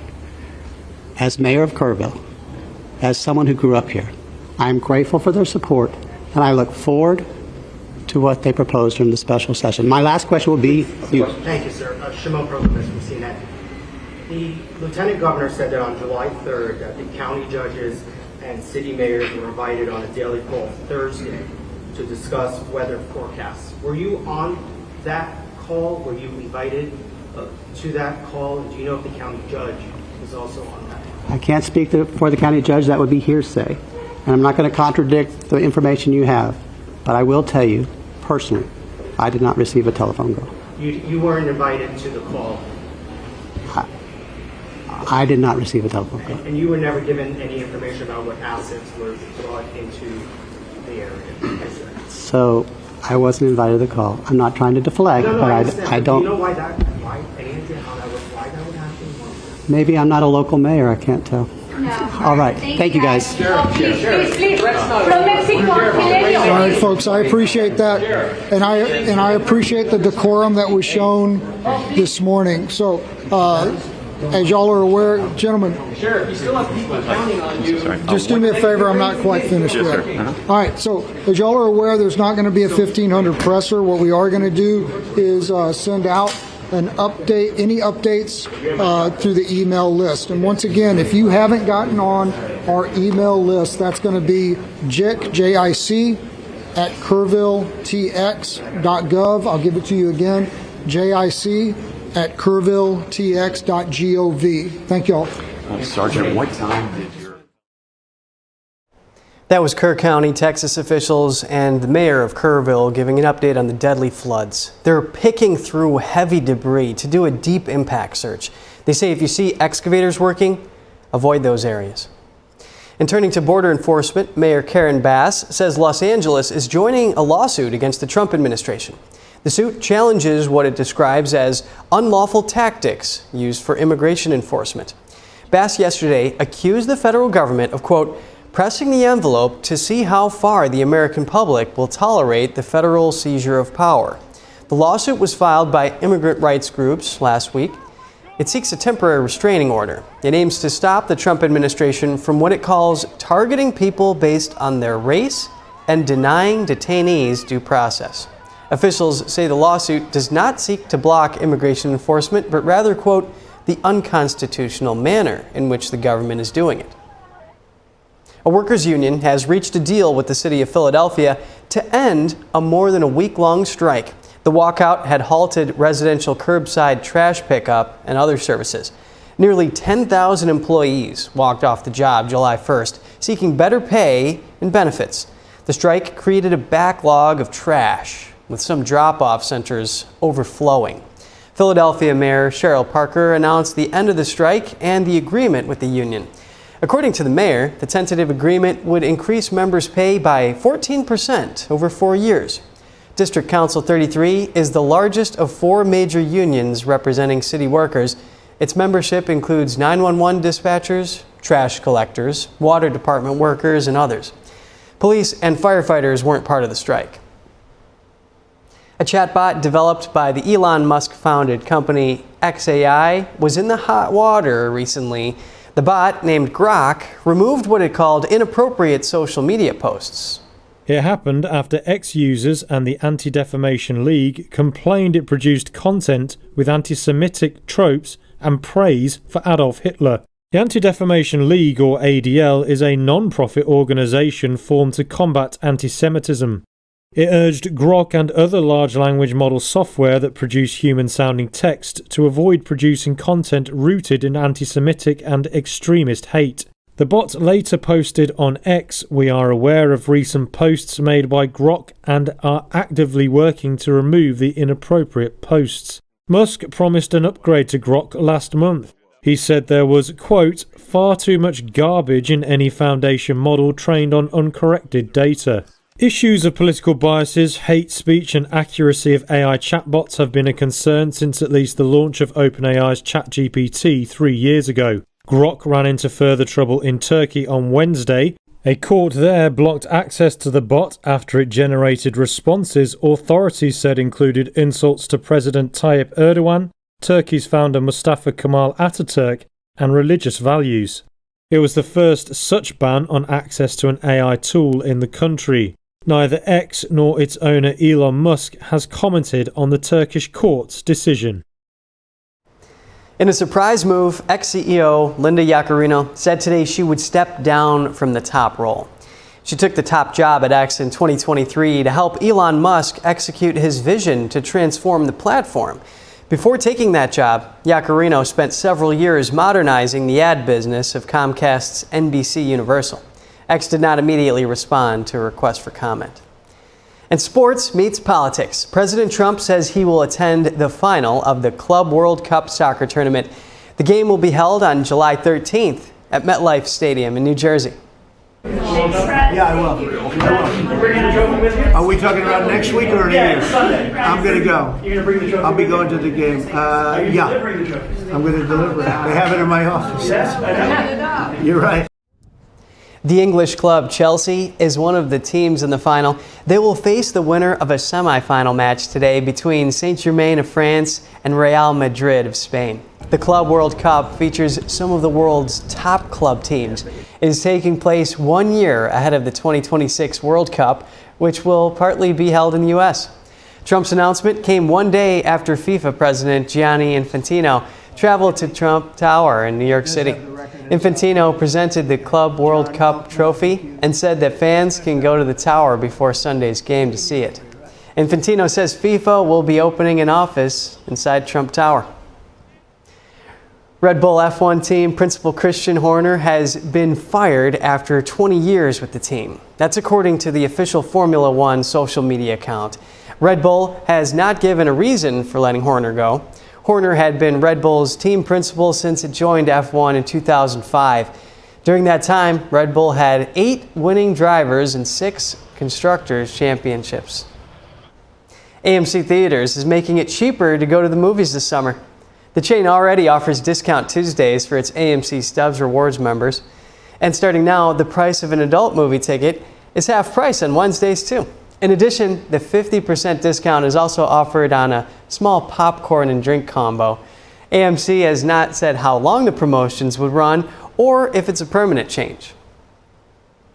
Taiwan launched its largest ever military drills today, mobilizing its largest ever number of reservists to take part. The drills are meant to ready Taiwan in case of a Chinese invasion. South Korea's former president appears in court in Seoul. The ousted leader faces a detention warrant. We'll have more details on you in a minute.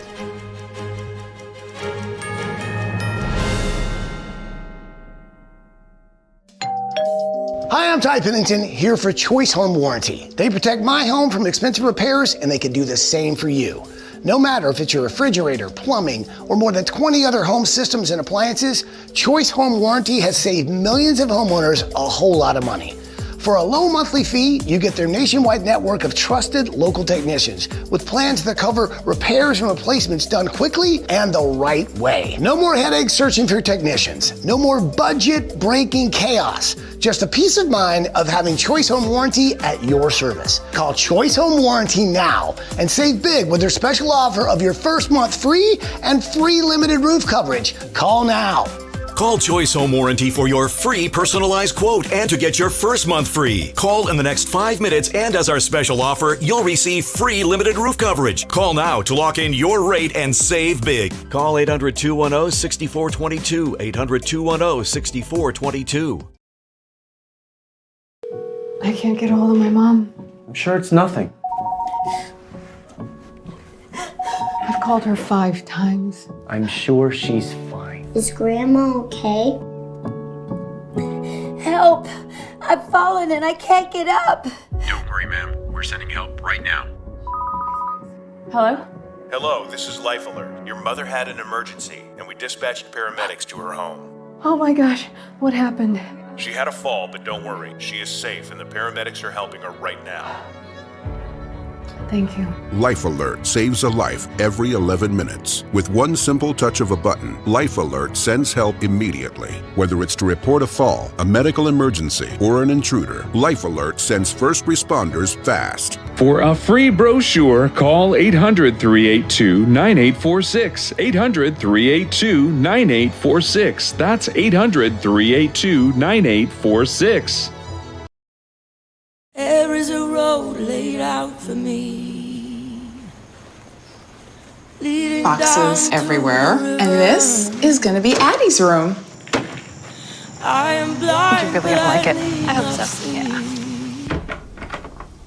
I know this road is there for me.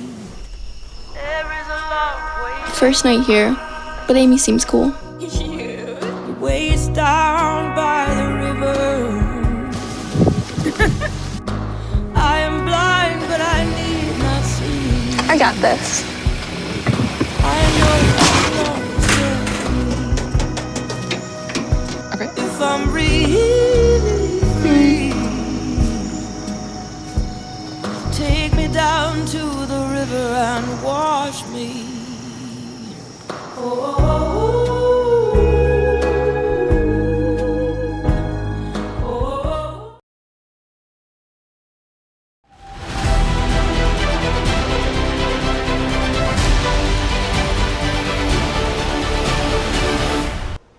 I'm Kevin Hogan, and this is World Watch. Ukraine is set to sanction companies in China for supplying drone parts used to target Ukraine.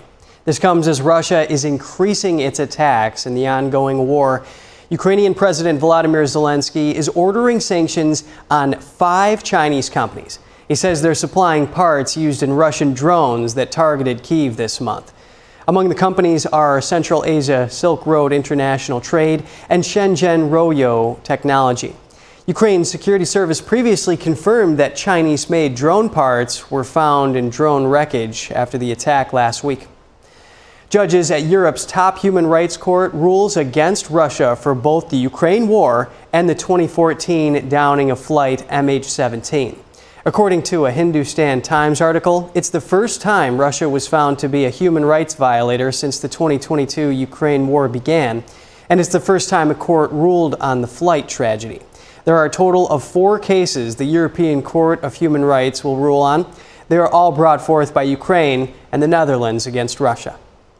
Now to France, where a wildfire that reached the outer edge of Marseille weakened overnight. Nevertheless, firefighters were still battling the flames. Residents who were told to stay in their homes were allowed out. Local officials said the airport in France's second largest city might close. They want to prioritize air resources if the fire intensifies again.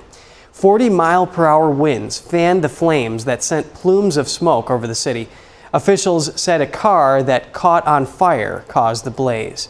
No fatalities have been reported.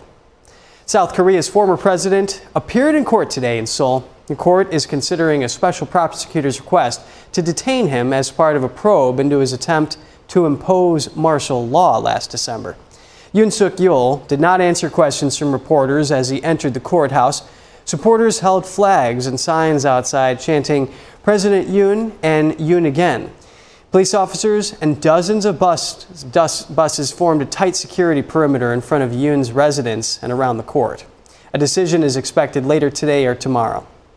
And a series of earthquakes hit Guatemala yesterday. Footage captured shaking computer screens at the Guatemalan Seismology Center. Video also showed shoppers react at a food court. The 5.2 quake shook southern Guatemala about 40 miles from the capital. The nation's Seismological Institute registered at least 37 aftershocks. Authorities confirmed there were no fatalities. And 13 people may have taken their own lives, and others were bankrupted or became seriously ill as a result of Britain's post office scandal, a public inquiry found on Tuesday. It lays bare the toll of one of the country's worst miscarriages of justice. Here's more. It was one of Britain's worst miscarriages of justice. Now a report has found 13 people may have taken their own lives, and others were bankrupted or became seriously ill as a result of the country's post office scandal. Wynne Williams, who chaired a public inquiry, said on Tuesday he was satisfied that executives at the state-owned postal service knew or should have known that its IT system was prone to errors. Instead, he said they publicly maintained the fiction that it was accurate. From 2000 to 2013, the post office pursued branch managers for losses that appeared in their accounts, but they were caused by flaws in the computer system, supplied by Japanese company Fujitsu. About 1,000 people were convicted. Some were wrongly imprisoned. I received reports that some people held liable for shortfalls became ill as a consequence. Tragically, I heard too of people of whom it is said that they were driven to take their own lives. One of those was Martin Griffiths, who was given notice that his contract was terminated because of account shortfalls, and walked in front of a bus. Public outrage about the scandal mounted last year after a TV dramatisation of the case, which led to legislation to exonerate those convicted. Many people have, inevitably, suffered emotional turmoil and significant stress in consequence.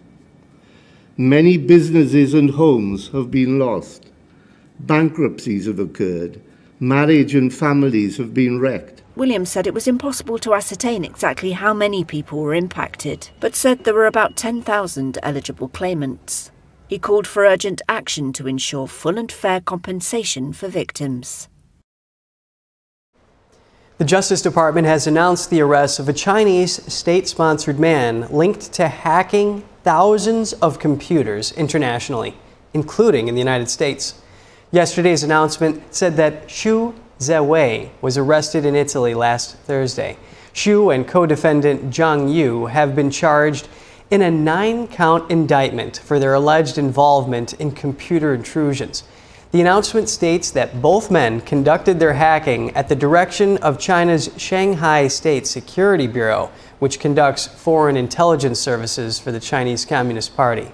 The indictment alleges that Xu was stealing important COVID-19 research for the CCP, while their government simultaneously withheld information about the virus and its origins. 7 Chinese nationals have been charged in Massachusetts. They're accused of running a multi-million-dollar marijuana, money laundering, and illegal immigrant smuggling operation across the Northeast. Prosecutors say the group used multiple suburban homes in Massachusetts and Maine as illegal grow houses. They say the group smuggled in Chinese workers and withheld their passports until debts were repaid. The alleged ringleader is Jianxiang Chen of Braintree. Suspects are accused of laundering millions in profits and using the money to buy luxury homes, cars, and jewelry. 6 suspects were arrested Tuesday. 1 remains at large. Federal agents seized hundreds of pounds of marijuana, hundreds of thousands of dollars in cash, and luxury goods during the raids. If convicted, the defendants face up to 20 years in prison on the most serious charges. Authorities say the investigation is part of a nationwide crackdown on transnational criminal enterprises. And China is buying mines. The country's acquisitions last year were the highest in over a decade. That's according to analysis by the Financial Times of data from S&P and Merger Market. China wants to secure critical resources. Let's expand on this topic with David Argyle, a mining expert and the CEO of Realloys Incorporated. David, thanks for being here. Why is China buying so many mines? China's been in the business of acquiring upstream mining assets for decades. They have looked at developed countries and have been acquiring mines in Australia, Canada, Brazil, South Africa, 4 big mining giants, as well as working their way into the resource-rich parts of Africa and securing large mining transactions and securing those critical materials for their midstream and for their economy back in China. Understood. And what can they do with this? So the reason why they are so intent is that China is relatively resource poor. Now, they have very strong positions in certain minerals, including the critical rare earth category, and low-value coal, low-value iron ore. But the really rich resources, China is fundamentally, geologically not that blessed. Understood. Well, investors say that China is buying mines because the U.S. and Canada, which you mentioned, they're critical countries. They're not welcoming Chinese investment as much. So what's the geopolitical landscape for China now? And is that a trigger for their mining mergers and acquisitions? There has been pushback in developed countries for China acquiring these key natural resources. Australia has been, by and large, very aware that they do not want China to own any significant portion of a major mining asset, that they do allow minority shareholding. In Canada, Canada has a federal law which the Canadian government can invoke essentially at will and require Chinese disposition of any asset it buys in the mining sector within 15 days. Because China already controls the midstream and downstream processing, the last thing these countries in the developed world want to see is China also controlling the upstream mining assets, and hence they go to Africa. Understood. And now bankers say the Chinese regime is becoming better at snatching up mines from the West, and that China is playing the long game to secure these supplies, taking short-term financial hits and even taking higher risk. Given the necessity of these resources, where is that heading, and can and should the U.S. be more proactive in counteracting it? China has taken enormous risk in acquiring upstream mining assets that are at exploration or development level in Africa. And by and large, it has been a very expensive foray. Now, they have a few big success stories, especially in the Democratic Republic of Congo, some countries in East Africa. But by and large, they have not been good earners. They've typically overpaid, and they are not very productive in the exploration and mine development phase because of their lack of fundamental geological skill sets. But if you throw enough money at the problem, they will get to the end result. Is it market that they're paying? No, because China offers up to these countries other resource related or tied to grants, including building infrastructure, including building stadiums. And so therefore they have other inducements that Western countries really and companies really can't do on a unified platform. David, that is fascinating. International lawyers say China is trying to take advantage of resource nationalism. For instance, in some African countries, military governments are taking control of Western mines or are demanding a bigger cut. But Chinese companies are willing to take the profit loss just to maintain control of the mine. Can that process erode Western access to these minerals long term? The geopolitical play and the use of mining assets to establish a footwork in a country, China are masters of that.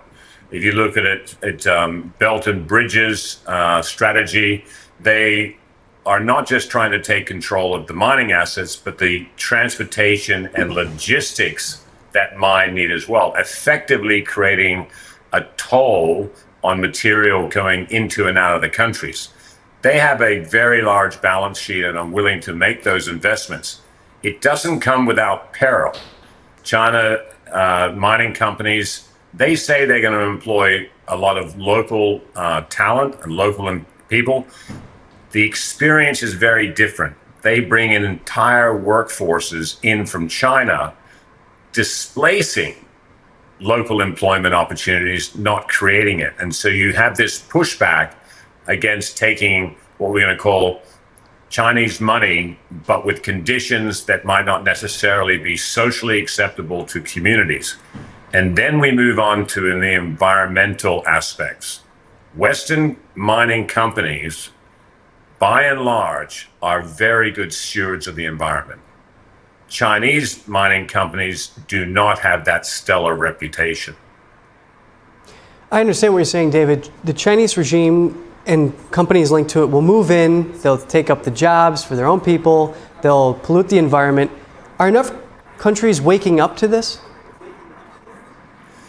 They are, but it comes down to the adage, if you're drowning and someone throws you a life buoy, you don't necessarily ask who's on the other side of that rope. And this is where a lot of countries in the developing emerging markets, they don't have a lot of choices and they have immediate needs. Someone walks into the president's office promising employment, investment, other development money not tied to necessarily the mining project explicitly, but it's implicitly implied. It's very attractive. There are lots of handcuffs, and there are plenty of examples where communities have rejected the Chinese mining companies being involved, bringing in Chinese workers, and have actually been very proactive, including violent, against these Chinese mine developers and miners, taking very aggressive steps to stop their involvement. Sounds to me, from what you're saying, like the Chinese regime is just taking advantage of the situations of these countries. I think taking advantage is one way to phrase it. They're using their market strength and power, and that also is the reality of the commercial world. So they are leveraging the strengths that they have both in cash and the need and the, in some case, the dire need of some of these countries to take advantage of what's being offered. So that they are being very aggressive. I don't think they have a view that these mines have to be profitable to begin with. I think what's more concerning is that there is their infiltration into these countries' bureaucratic DNA. And that's probably one of the other objectives that China has, is these countries then rely upon China and become allies in China on international forums, locking out the West because they are forcing countries to choose Chinese financial support or following potentially principles. I see. David Argyle, thank you. It's a pleasure being on your show again. And Taiwan launched its largest ever military drills today, starting with simulated attacks on its command systems and infrastructure ahead of a Chinese invasion. The early stages of the annual military exercises will focus on testing how Taiwan's military can decentralize command in the event of a crippling communications attack. Over the next 10 days, the drills will expand to access Taiwan's combat readiness against a full-scale attempt to seize the island. This year's drills mobilize the largest number of military reservists ever, and for the first time feature rocket systems from the U.S. along with Taiwan-developed surface-to-air missiles. The Chinese Communist regime has intensified military pressure around Taiwan over the last 5 years. Communist China has not ruled out the use of force to bring the island under its control. And if you have any feedback on the show, or you have something you'd like to see us cover, send us an email at news.today@ntd.com. And for round-the-clock original news coverage, watch us live at ntd.com/live or download our NTD app. We'll cover more stories right after this break.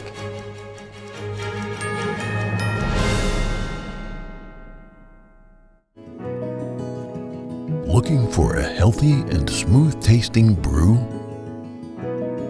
Drop by Days Coffee Roasters today and explore our wide selection of specialty-grade, small-batch roasted coffee. Home to North America's first enzyme-fermented coffee, we source a wide selection of specialty-grade coffee beans from around the world, and our baristas are ready to craft your customized brew. Visit Days Coffee at 28 North Street, Middletown, New York. Come experience a brew like no other.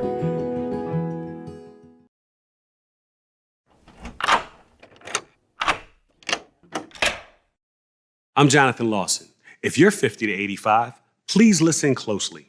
The lock I want to talk to you about isn't the one on your door.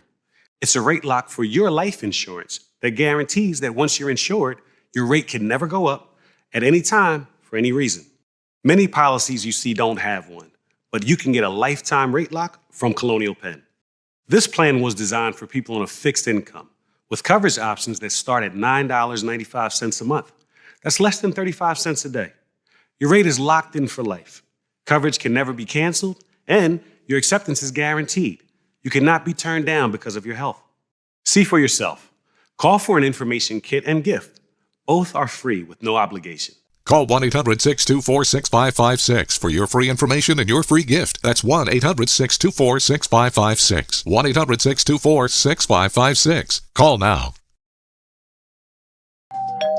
Hi, I'm Ty Pennington, here for Choice Home Warranty. They protect my home from expensive repairs, and they can do the same for you. For a low monthly fee, you get their nationwide network of trusted local technicians with plans that cover repairs and replacements done quickly and the right way. Call Choice Home Warranty now and save big with their special offer of your first month free and free limited roof coverage. Call now. Call now to lock in your rate and save big. Call 800-360-7824. Kids love it. Parents trust it. Obviously. Explore GJW Plus Kids Series and Ganjian Campus courses led by expert educators. This is spectacular. Children will learn values like respect, responsibility, and knowledge in language, science, and more. Wow. All while having fun. Perfect. Subscribe today at GJW Plus Kids, where learning meets fun.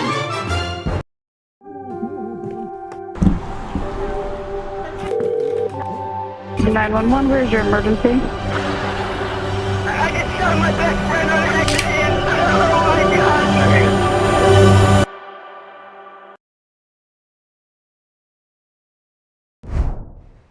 Welcome to NTD News Today. Here are today's top stories. Breaking news on the deadly flooding in Texas. Authorities have confirmed at least 119 deaths across 6 counties. A desperate search is underway with more than 160 still missing in Kerr County alone. And in New Mexico, heavy rains flooded the southern part of the state, killing at least 3 people. We have the latest.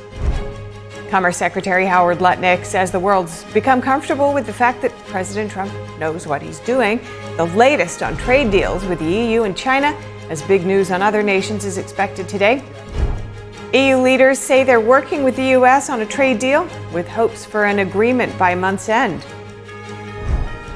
Russia has reportedly broken its own record for the largest drone attack on Ukraine. Moscow used almost 50% more drones than in the previous largest attack. Europe's top human rights court rules against Russia twice. One is for the ongoing Ukraine war, and another is for a tragedy in 2014.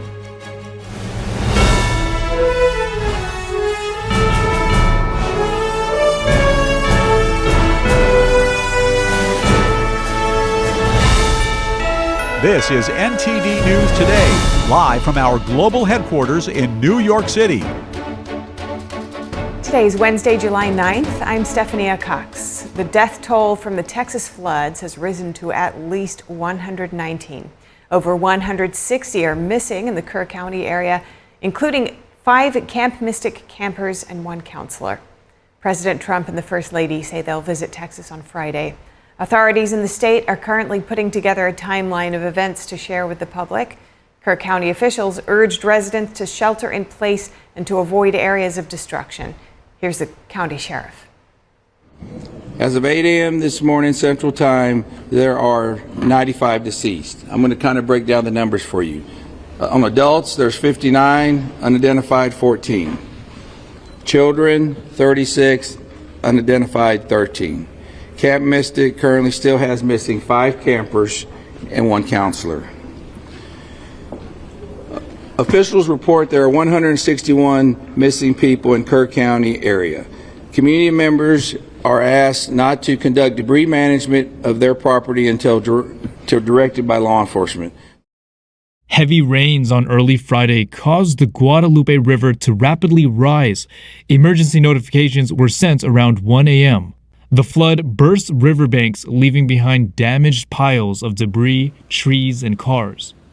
It's extremely treacherous, time-consuming, it's dirty work, the water's still there. So we're having to go layer by layer, peeling these off to make those recoveries. Reporters asked for specific details during the early hours of the Weather Service's warning, as well as who was in charge of emergency management. And we're in the process of trying to put a timeline.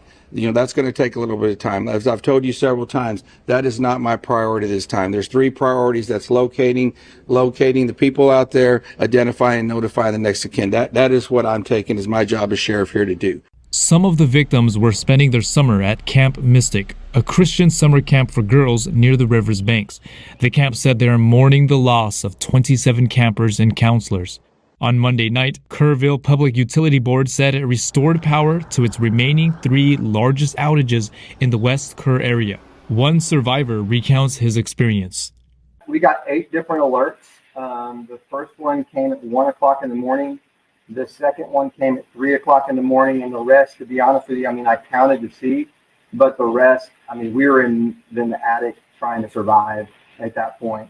The governor said they will continue search and rescue efforts. To report missing people or provide more information on the flood, people may call 830-258-1111.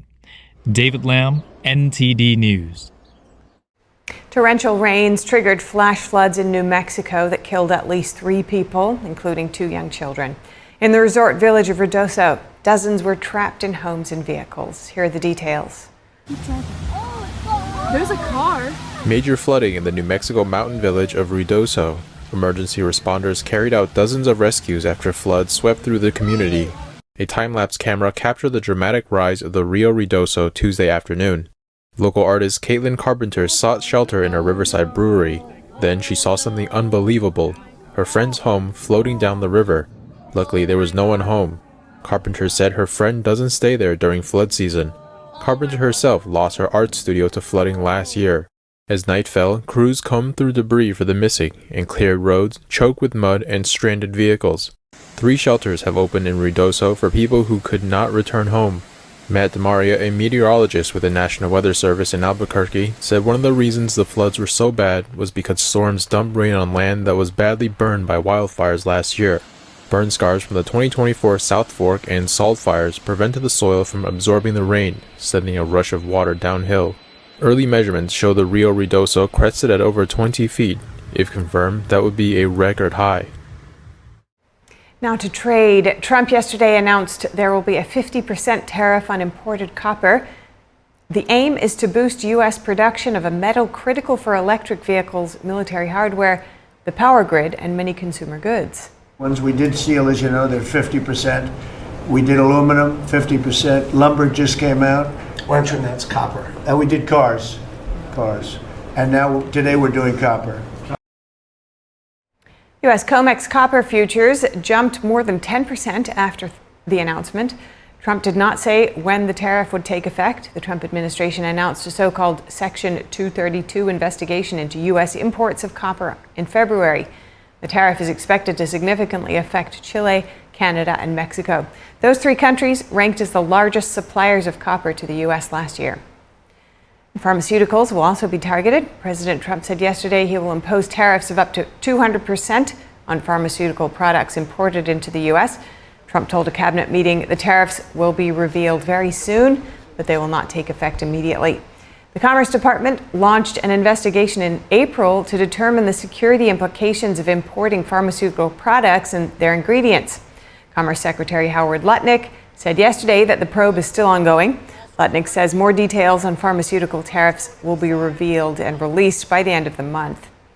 And Trump says he'll announce trade updates for at least 7 countries this morning, with more to follow this afternoon.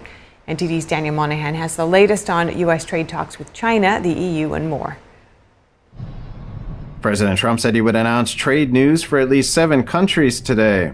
He did not specify whether the announcements would be new trade deals or tariff measures. The administration's top trade officials are also preparing for a new round of talks with China in early August. Commerce Secretary Howard Lutnick said the U.S. government is in a pretty good place now with China, speaking on CNBC. And we're going to start kicking off a bigger trade conversation between the 2 largest economies in the world, China and the United States of America. Lutnick discussed where things currently stand. We are settled with a 30% increased tariff. And then during President Trump's first term, he had a 25% tariff. So on much of China, they're paying 55%, and on the balance, they're paying 30%. As for rare earths, Lutnick said magnet export licenses from China have been approved swiftly and expeditiously, and the U.S. has resumed exports of things like ethane, software products, and airplane parts. Lutnick also discussed trade progress with the European Union. He said the bloc has recently made significant offers. Meaning we're going to take down our barriers, we're going to open our markets to American farmers, ranchers, fishermen, really open their markets and let Americans finally, American entrepreneurial spirit, finally get to sell to Europe. The Commerce Secretary says the president has those deals on his desk and he's thinking about how he wants to play them. And this is very tricky because they have a huge trade deficit, so they've got to pay, but they're really going to bat trying to say, look, we want to open our markets to you. We want to create a more balanced and fair relationship. Please, Mr. President, think about it. Lutnick says global stock markets reach new highs, and America is taking in more than $30 billion a month in revenues. So the world's gotten comfortable with the fact that Donald Trump knows what he's doing, and he's out to make a better deal for America than these horrible trade deals of the past. Vietnam has imposed anti-dumping duties in the form of 23 to 28% tariffs on certain steel products from China. The move deals a blow to Beijing's ongoing efforts to use neighboring countries as transshipment points to avoid punitive tariffs. The announcement followed a newly finalized trade agreement between Vietnam and the United States, under which products from China and other countries transshipped through Vietnam to the United States will be subjected to a 40% tariff. Vietnam also says it will devise measures to improve product quality to cope with potential risks from U.S. tariffs as it seeks to expand exports to other markets. Daniel Monahan, NTD News. The European Union is focused on reaching a trade deal with the U.S. Commission President Ursula von der Leyen said today the EU is working closely with President Trump's administration. Meanwhile, German Chancellor Friedrich Merz says he's optimistic the EU can come to an agreement with the U.S. by the end of this month at the latest. This is above all in the interest of our export-orientated economy. This applies to the chemical industry, the pharmaceutical industry, and the mechanical engineering industry. It applies to the automotive industry, the steel industry, and the aluminium industry. There is a lot at stake here. We do prefer a negotiated solution. This is why we're working closely with the U.S. administration to get an agreement. And I had a good exchange with President Trump earlier this week to help move things forward. We're looking for a reliable framework from which we can keep building our common trade. Von der Leyen called the scale and scope of tariffs imposed by the U.S. this year unprecedented. Imposed on the EU by the U.S. this year, unprecedented. The European leader vowed that the EU will stick to their principles and defend their interests. Von der Leyen says they will continue the work in good faith and get prepared for all scenarios. And Israeli Prime Minister Benjamin Netanyahu said today that he held another meeting with President Trump at the White House focused on efforts to free hostages. He also had a brief discussion with Vice President J.D. Vance. We also discussed the implications and possibilities of the great victory we achieved over Iran. Opportunities are opening up here for expanding the circle of peace, expanding the Abraham Accords. We are working on this with full vigor. Trump held a private dinner with Netanyahu on Monday. It's the third time this year the two leaders have met. Trump's Middle East envoy said Israel and Hamas are nearing a ceasefire deal. Families of hostages held in Gaza want any ceasefire agreement to include the release of all remaining hostages. Ukraine says Russia has launched its largest drone attack since the start of the war. This just hours after President Trump pledged increased military support for Kyiv. Ukraine said today's attack involved over 720 drones, nearly 200 more than the previous record.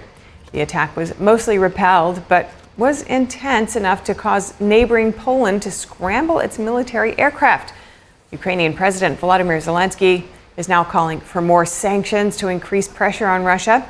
U.S. Special Envoy Keith Kellogg is in Rome today to meet with Zelensky. This comes just a day after President Trump announced the U.S. will send more weapons to Ukraine. The president said Russia is killing too many people and Ukraine needs to defend itself.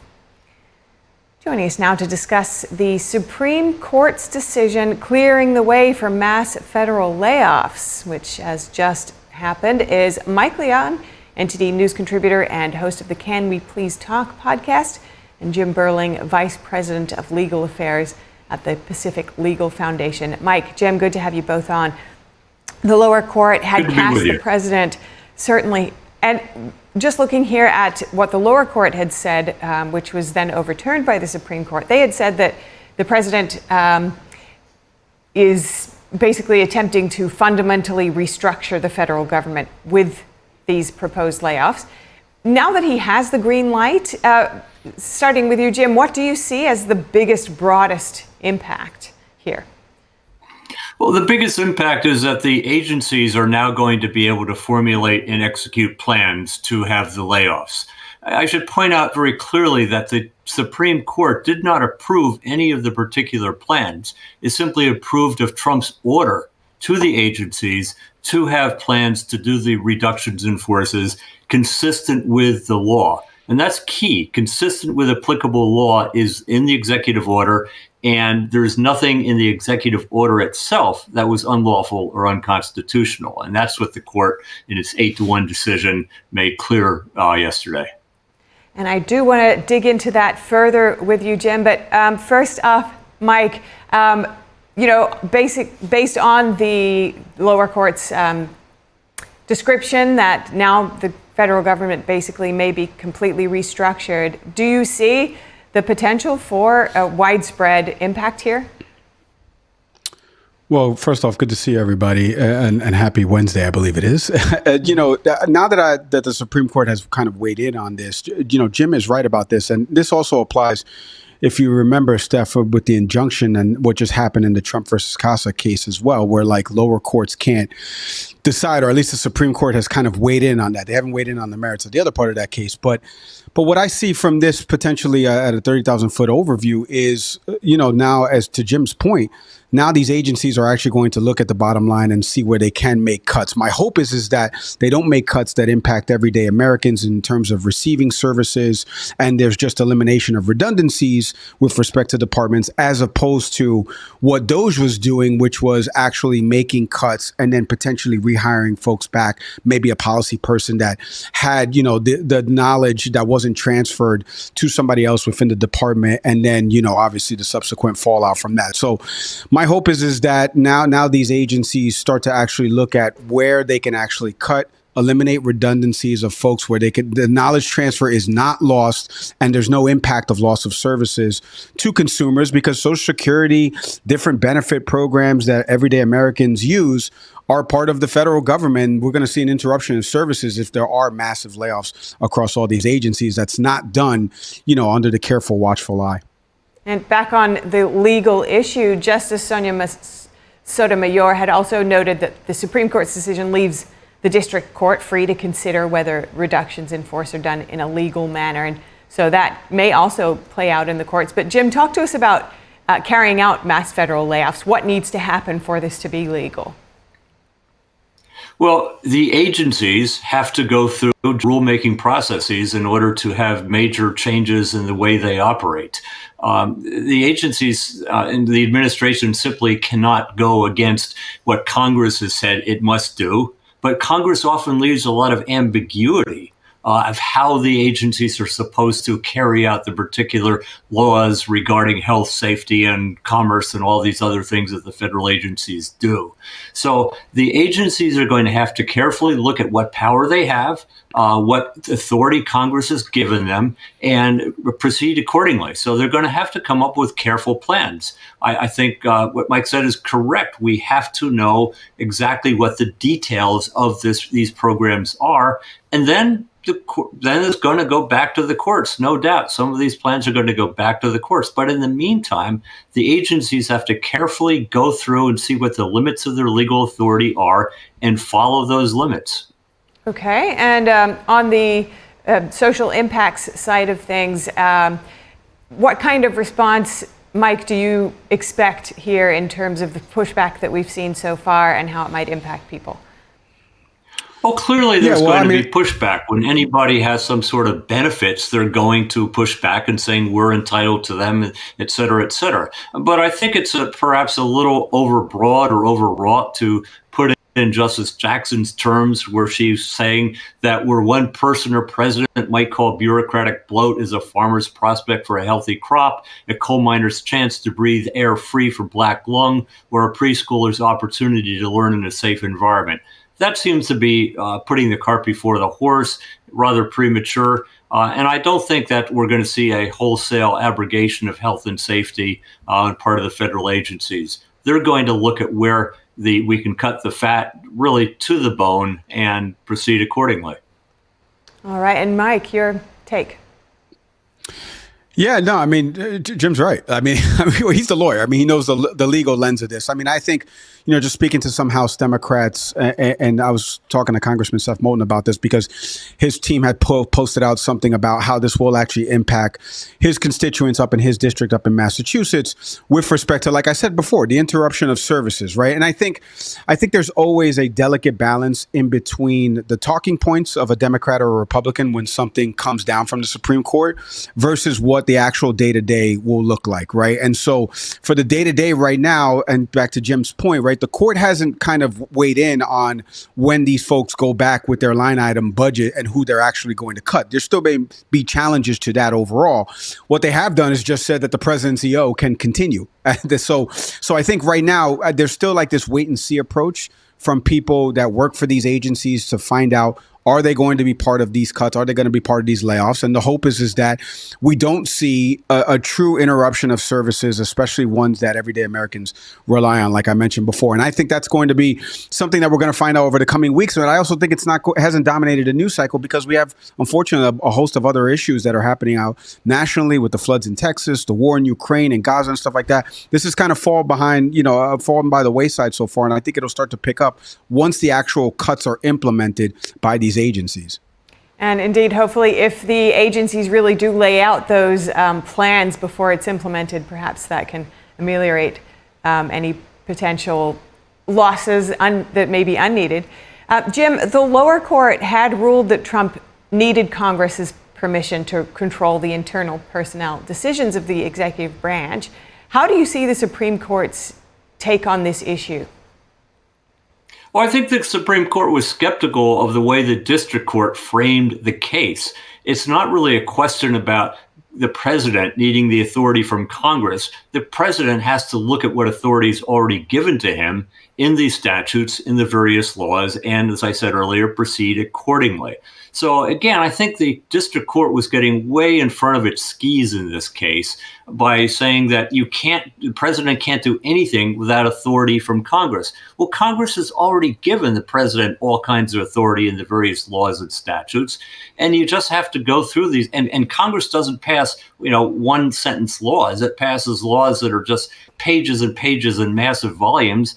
And the agencies and the lawyers for the agencies will go through those with a fine-tooth comb and see where they can cut and where they can't cut. And if they go too far, if they cut where they don't really have authority to cut, if they're making these massive structural changes that the district court was worried about without congressional authority, you can bet there's going to be legal pushback, and the administration will likely be stopped or at least slowed down in that process. If the administration doesn't like it, administration itself can go to Congress and try to get more authority to do what it needs to do.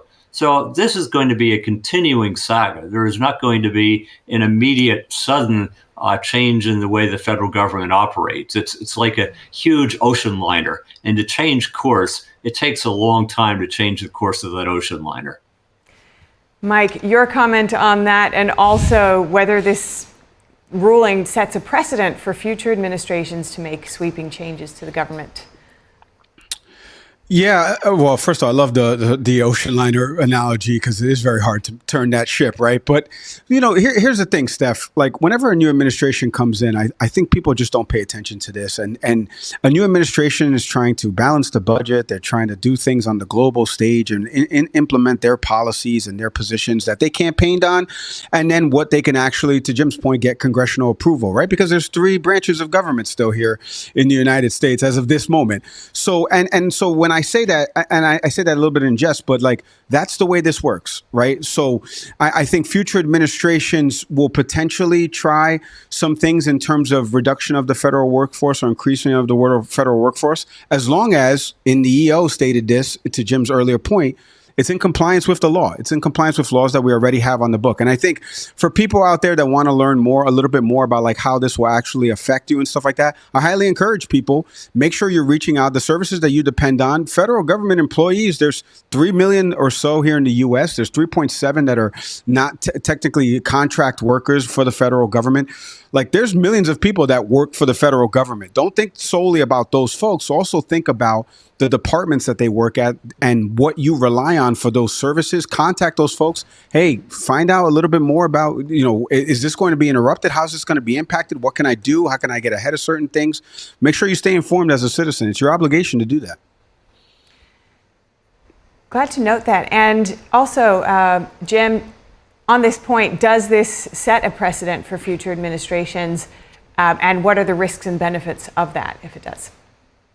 Well, it sets precedent in two ways. One, this is a second case, as Mike pointed out, where the court has rebuffed attempts of the lower courts to have these nationwide injunctions to try to take action. A single federal district court here in San Francisco under the Biden administration with single federal district courts in Texas were simply trying to undo the policy of the federal government by themselves. And the court has ruled pretty clearly that you can't have that kind of rule by trial court injunction. The second lesson here is that the president will have leeway, and whichever president it is in the future, Democrat or Republican, will have some leeway to control the federal agencies that the president is responsible for. That leeway, of course, is subject to congressional laws and statutes passed by Congress, and the referee is going to be the court to determine what can and cannot be done legally in a lawful way. Now, just to finish up, Mike, final thoughts on this, and if there's anything you think might be missing from this conversation. Well, that's a very good question, Steph. I don't know if there's anything missing because, again, we still don't know how these cuts will start to roll out. I think the biggest thing during the Doge period of all of these cuts, and Elon Musk said this himself, was, we're going to cut things and then we're going to apologize and try to fix them later. And you and I had talked about this stuff. Like, that's not the way to do that. If I went into your house and I broke your lamp and then I was like, hey, let's put this lamp back together, that makes no sense. But if the bulb needs to be changed, right, or if the lamp is a little bit dated and we need to figure out how to fix the lamp so that way we can have light to see in the room, those are different. And so back to Jim's overall point, I think these agencies need to figure out ways to, again, eliminate redundancies across departments and actually be efficient and work for the people. That's what the government is there for. It's here to work for the people. And my hope is that over these next couple of weeks, months, these agencies start to figure that out within their budgets. They don't impact too many Americans, not only the government employees that will eventually be cut by this, but the ones that will be impacted by the services that are potentially be frozen or at least will be paused or have a lapse in service. So that's my hope in it. And we've got to stay informed, and we got to stay on the story as it develops and continues. For sure. As long as it takes to turn that ocean liner, we will find out. Thank you so much, Mike Leon, Jim Berling. Good to speak with you both. Thank you. Pleasure. And the Trump administration is suing the California Department of Education. The Justice Department says allowing transgender athletes to compete on girls' sports teams violates federal law.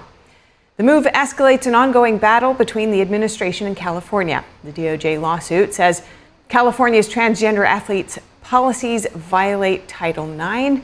That federal law bans discrimination in education based on sex. The department says that California's rules, quote, are not only illegal and unfair, but also demeaning. Earlier this year, the Education Department under Trump launched an investigation into California's policies.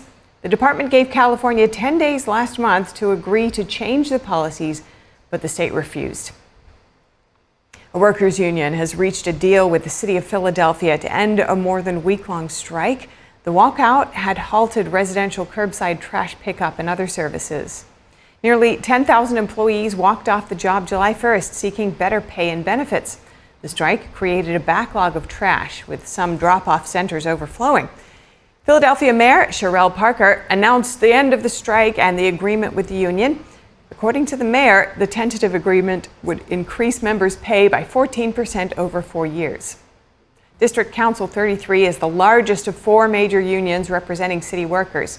Its membership includes 911 dispatchers, trash collectors, water department workers, and others. Police and firefighters weren't part of the strike.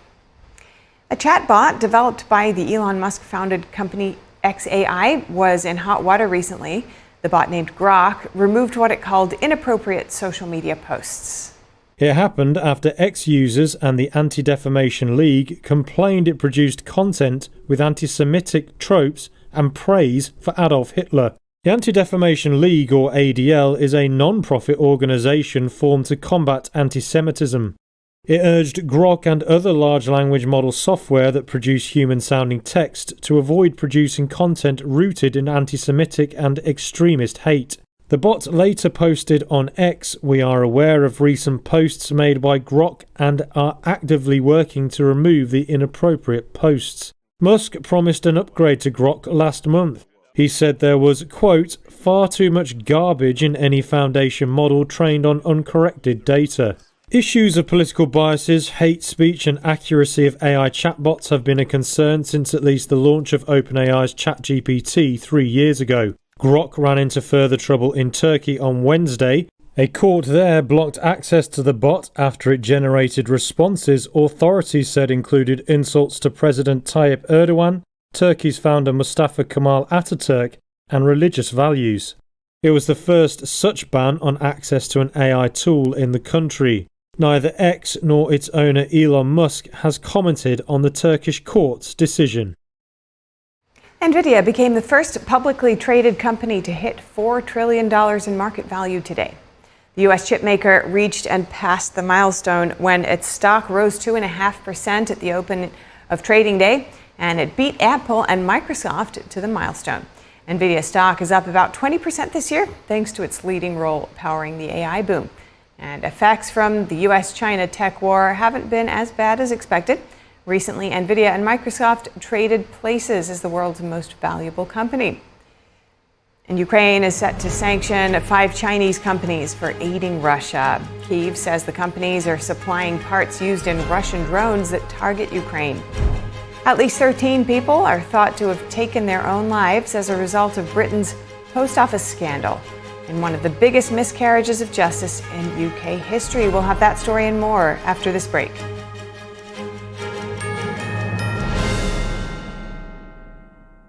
All throughout your home, appliances and systems just wait for the worst time to break down and leave you with expensive repairs. Unless you have a plan from Choice Home Warranty. All home appliances and systems have a breakdown clock, and when it expires, it will cost hundreds and potentially even thousands of dollars to fix or replace.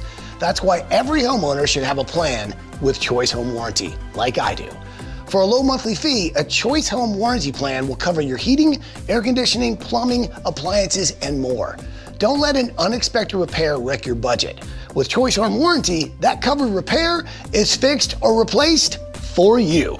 Choice Home Warranty has been a great company to work with, and they've taken care of us. I would suggest anybody who lives in a home not to be in a home without them. Avoid the ticking clock of home appliances and systems breaking down with a plan from Choice Home Warranty. Call now to get your first month free. Call in the next 10 minutes and we'll give you $120 off your first year of coverage. That's $200 in total savings. With a nationwide network of over 25,000 technicians, I don't worry about how my next breakdown will be handled.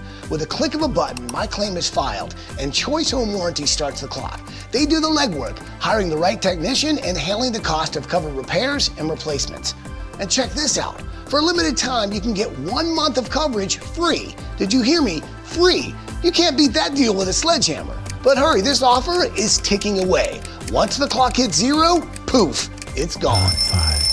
Don't fear the breakdown clock. Get a plan from Choice Home Warranty and get round-the-clock money-saving protection you can count on. Call in the next 10 minutes and we'll give you $120 off your first year of coverage, plus get your first month free. This offer won't last long. Get your home protected. Call now. Don't wait for an appliance or system to break down. Call before that happens. Call 800-983-3523. 800-983-3523.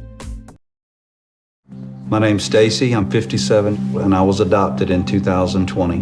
We were adopted in 2019. And we were adopted in 2021. We had a house, and it sounds crazy, but it wasn't a home. The one thing that Jake and Emma brought is it became a home. When I met Dakota, he had just turned 14. You weren't there for the first this and the first that. I missed the first words, but we got a lot of other firsts. Watching her say, oh my God, I cannot believe I got my license. And she's like, I passed. And I'm like, girl.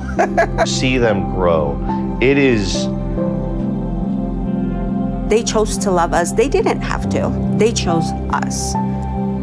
Family. You and you. Kids in the middle. What I thought was a complete life was nowhere near complete, but it is now.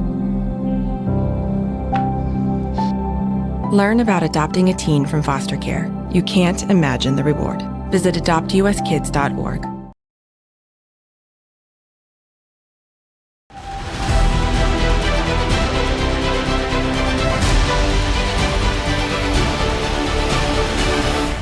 I'm Stephanie Cox, and this is World Watch. Judges at Europe's top human rights court ruled against Russia for both the Ukraine war and the 2014 downing of flight MH17. It's the first time Russia was found to be a human rights violator since the 2022 Ukraine war began, and it's the first time a court ruled on the flight tragedy.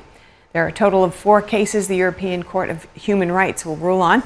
They're all brought forth by Ukraine and the Netherlands against Russia. In 2014, a flight over a Russian separatist-controlled region of Ukraine was shot down. The flight was traveling from the Netherlands to Malaysia.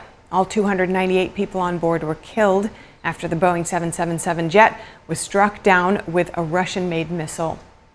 Ukrainian President Volodymyr Zelensky is ordering sanctions on 5 Chinese companies. He says they're supplying parts used in Russian drones that targeted Kyiv this month. Among the companies are Central Asia Silk Road International Trade and Shenzhen Royo Technology. Ukraine's security service previously confirmed that Chinese-made drone parts were found in drone wreckage after the attack last week. Now to France, where a wildfire that reached the outer edge of Marseille weakened overnight. Nevertheless, firefighters were still battling the flames. Residents who were told to stay in their homes were allowed out. Local officials said the airport in France's second-largest city might close. They want to prioritize air resources if the fire intensifies again. 40-mile-per-hour winds fanned the flames that sent plumes of smoke over the city. Officials said a car that caught on fire caused the blaze. No fatalities have been reported. And South Korea's former president appeared in court today in Seoul. The court is considering a special prosecutor's request to detain him as part of a probe into his attempt to impose martial law last December. Yoon Suk-yeol did not answer questions from reporters as he entered the courthouse. Supporters held flags and signs outside chanting, "President Yoon" and "Yoon again." Police officers and dozens of buses formed a tight security perimeter in front of Yoon's residence and around the court. A decision is expected later today or tomorrow. And 13 people may have taken their own lives, and others were bankrupted or became seriously ill as a result of Britain's post office scandal. A public inquiry found that on Tuesday. It lays bare the toll of one of the country's worst miscarriages of justice. Here's more. It was one of Britain's worst miscarriages of justice. Now a report has found 13 people may have taken their own lives, and others were bankrupted or became seriously ill as a result of the country's post office scandal. Wynne Williams, who chaired a public inquiry, said on Tuesday he was satisfied that executives at the state-owned postal service knew or should have known that its IT system was prone to errors. Instead, he said they publicly maintained the fiction that it was accurate.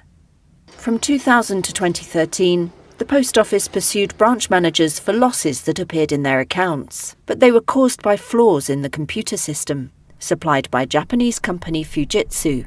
About 1,000 people were convicted. Some were wrongly imprisoned. I received reports that some people held liable for shortfalls became ill as a consequence. Tragically, I heard too of people of whom it is said that they were driven to take their own lives. One of those was Martin Griffiths, who was given notice that his contract was terminated because of account shortfalls, and walked in front of a bus. Public outrage about the scandal mounted last year after a TV dramatisation of the case, which led to legislation to exonerate those convicted. Many people have inevitably suffered emotional turmoil and significant stress in consequence. Many businesses and homes have been lost. Bankruptcies have occurred. Marriage and families have been wrecked. Williams said it was impossible to ascertain exactly how many people were impacted, but said there were about 10,000 eligible claimants. He called for urgent action to ensure full and fair compensation for victims. Taiwan launched its largest ever military drills today, starting with simulated attacks on its command systems and infrastructure ahead of a Chinese invasion. The early stages of the annual military exercises will focus on testing how Taiwan's military can decentralize command in the event of a crippling communications attack. Over the next 10 days, the drills will expand to assess Taiwan's combat readiness against a full-scale attempt to seize the island. This year's drills mobilize the largest number of military reservists ever, and for the first time feature rocket systems from the U.S., along with Taiwan-developed surface-to-air missiles. The Chinese Communist regime has intensified military pressure around Taiwan over the last 5 years.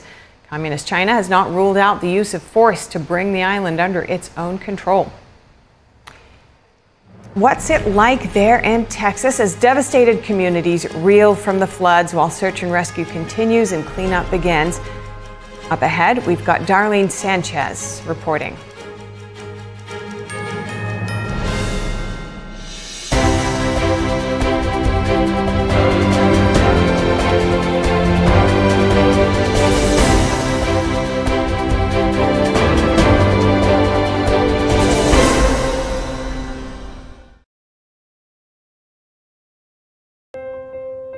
Food. It fuels our bodies, nourishes our spirits, and brings us together. Because we all need nutritious food to thrive. Food gives me energy and it also helps me focus. But not everyone knows where their next meal is coming from. And 1 in 7 people in America face hunger. It's tougher than ever for too many of us. But the simple truth is, ending hunger is possible, and it starts with you. Call or go online to helpfeedingamerica.org and give $19 a month, just 63 cents a day, to help families in your community facing hunger. Feeding America works from coast to coast with partner food banks, food pantries, and meal programs. Your monthly gift delivers food where it's needed most, puts fresh food on the table, and helps kids have healthy meals all year round, even when school is out. You can see the difference with the kids when they're full. Food is everything. Please call the number on your screen or go online to helpfeedingamerica.org. Give $19 a month. Your first gift can double an impact. And we'll send you this free canvas grocery bag as a reminder of how you're helping to end hunger for good. When it comes down to it, it's about taking care of your family first and the loved ones that you need to provide for. Food donations help me tremendously, and I'm very grateful for the food bank. I have hope. The simple truth is, ending hunger in America is possible. You can help make it happen. The need is urgent. Call or go online now to helpfeedingamerica.org, and your gift can double in impact. Say goodbye to harsh, bitter coffee and hello to a delicious, smooth brew. With specialty quality beans, expertly roasted in-house, you'll taste the difference with every sip. Fermented with a blend of 50 enzymes, Days Coffee delivers a rich brew like no other. Made with the highest grade specialty beans available, you're sure to taste the difference. Elevate your morning with Days Enzyme Fermented Coffee.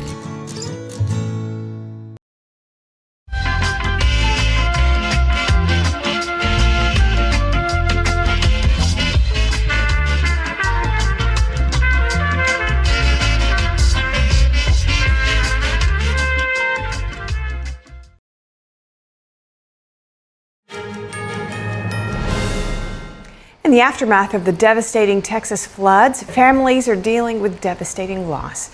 We hear from some of them as the search continues for missing loved ones.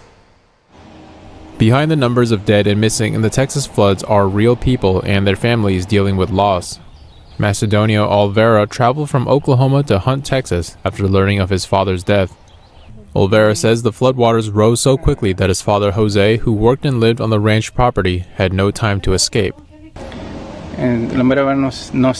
Truly, I don't know exactly how it happened, but the water rose to the top of the mountain so quickly that it didn't give time to do anything. His stepmother is still missing and the search for her continues. The family only has a vague idea of what happened after hearing from a witness. My stepmother, we haven't found her yet. We're still on that. We keep looking for her. I think they both left the house, but she slipped and he grabbed her. And from then on, they weren't seen anymore. There was another person who told us the story like that. Another family from Mexico have asked for support from Mexican authorities to find their loved ones. The Guadalupe River overflowed and dragged them away. This is what happened.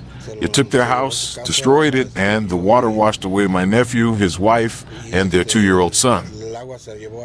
Leonardo Rangel and his family were reported missing after the flood. Their older son survived. According to Mexican media, Rangel's family back in San Miguel de Allende learned about their disappearance through social media and WhatsApp. San Miguel de Allende's mayor Mauricio Trejo said Monday authorities were working to bring aid to families. Most of the deaths were in Kerr County and the county seat of Kerrville, a town of 25,000 residents. As search, rescue, and recovery efforts continue, Kerrville residents are trying to help the animals left behind. At a local pet shelter, 18-year-old college student Brooklyn Mosey with a black kitten in her arms. And it's been devastating, really. So I've been praying a lot for God to send me something. And then the other night, this little angel ran up to me, like just crying, straight up to me. She's home from college for summer vacation and initially volunteered to foster him, but ended up taking him home again. We are actually trying to find his parents. I'm not trying to steal him. But I do get to foster him now, and I have other cats at home who are loving cats who can make him feel comfortable as well. But he found the most loving home he could have, so I'm glad he did. Kerr County Animal Services employee Mike Wong has been helping animals in the region for 8 years. For him, this moment is unlike anything he's ever seen before. You see trailers and RVs and tiny homes and just everything. Big trees that have, 100-foot trees that have been here for 100 years or more, and they're all knocked over, bent over. Satellite images released on Tuesday show parts of central Texas and the Guadalupe River before and after deadly floods swept the region. Texas Governor Greg Abbott said Tuesday the bodies of 94 flood victims, about a third of them children, have been recovered in Kerr County alone. Joining us now is Epoch Times reporter Darlene Sanchez, who's been reporting on the Texas floods. Darlene, good to have you with us. What have you seen down there? Well, as you can imagine, it's, it is catastrophic here. There is a region, I should say an area of this region that was hit harder than probably most, that is still blocked off, and only rescue people are allowed to get in, and that's in the little town of Hunt, the area of Hunt, Texas, which is, pretty close to Kerrville, which is where, most of the reporting has been done from. Kerr County, the county seat, that's where I'm at right now. They've experienced, catastrophic flooding as well. Today, the sheriff announced that, the death toll continues to rise. There were 95 deceased in Kerr County. 59 of those were adults and 36 kids. Yeah, some of those still have not been identified. Yeah, and overall, at least 119 lives lost, and of course there are many more missing. Hopefully the death toll from these floods stops here, but how are people managing the grief of such loss? They're turning to their faith, most of them. Several of the residents and people in the nearby communities were out volunteering their time. And, they were talking to me about how they don't look at their differences at this, juncture in their lives. They're just looking at coming together and helping each other. And they just feel compelled to do it. I mean, I talked to one volunteer who was on her knees in an RV park that had been devastated. There was debris in the background, RVs wrapped around, 100-year-old trees. And she was there in the ground on her knees with a handsaw, cutting through, some of the roots and vines and, other type of debris that was there, trying to loosen it up so others could come by and maybe pick it up, and get it out of the way. And she said, I just had to come out. She's like, everybody here knows someone that was impacted by this, someone who died or a friend of somebody who died. So they could not just sit there and do nothing, is what they're telling me. It's heartbreaking and heartrending all at once. You mentioned all the folks gathering, but that's from the local to state and also federal help, as we've seen in other reports. Tell me what you've seen in terms of people getting out there and how much help they're getting. Is there really a serious need for that beyond what's already happening? Help is pouring in. I know HEB, that's one of the local grocery chains that got its start here in Kerrville. They're sending down supplies. Their state and coming in, and even some from out of the country, like in Mexico. I know that there is a fire department, I believe, or people from a fire department down there that came up here and are helping. So people are helping from everywhere. And in fact, though, the police department said though that they wanted, while they appreciated it very much, everybody reaching out, they also cautioned people not to get in the way, the rivers. There were people apparently on the rivers. There were people just coming in from all over, just showing up without any type of, organization. They're just coming here. And he cautioned them to please stay back and away from, these recovery efforts right now. It's not the time, he said. So, they're dealing with different aspects of this catastrophe. And how are people managing just on a day-to-day basis with the basics of living down there? There are stations where, Goodwill has, set up where they're giving away, needed items. There is, food trucks set up, donating their time and effort and cooking for people that may need it. A lot of people are, I talked to, a business owner this morning, actually, and he was telling me, that people were coming out that, he ran a kayak business along the river there, and that people were showing up to help him. He knew or had come to his kayak, facility in the past, and past customers came out to help, and they're out there with chainsaws right now as we speak, cutting down some of these huge logs, and there's debris everywhere. But, he told me a story that was, very touching. He has a teenage son, and as most people know with teenagers, sometimes, they can kind of knock heads with them, right? So they were kind of having a little bit of a dispute, on July 3rd, that night. They were going to spend the night there. They had an RV there set up as part of their business, and they were going to spend the night, celebrate the 4th the next day.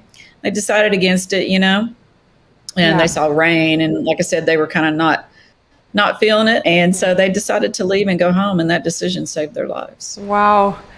I mean, there's got to be so many of these near misses and so many others that just didn't make it.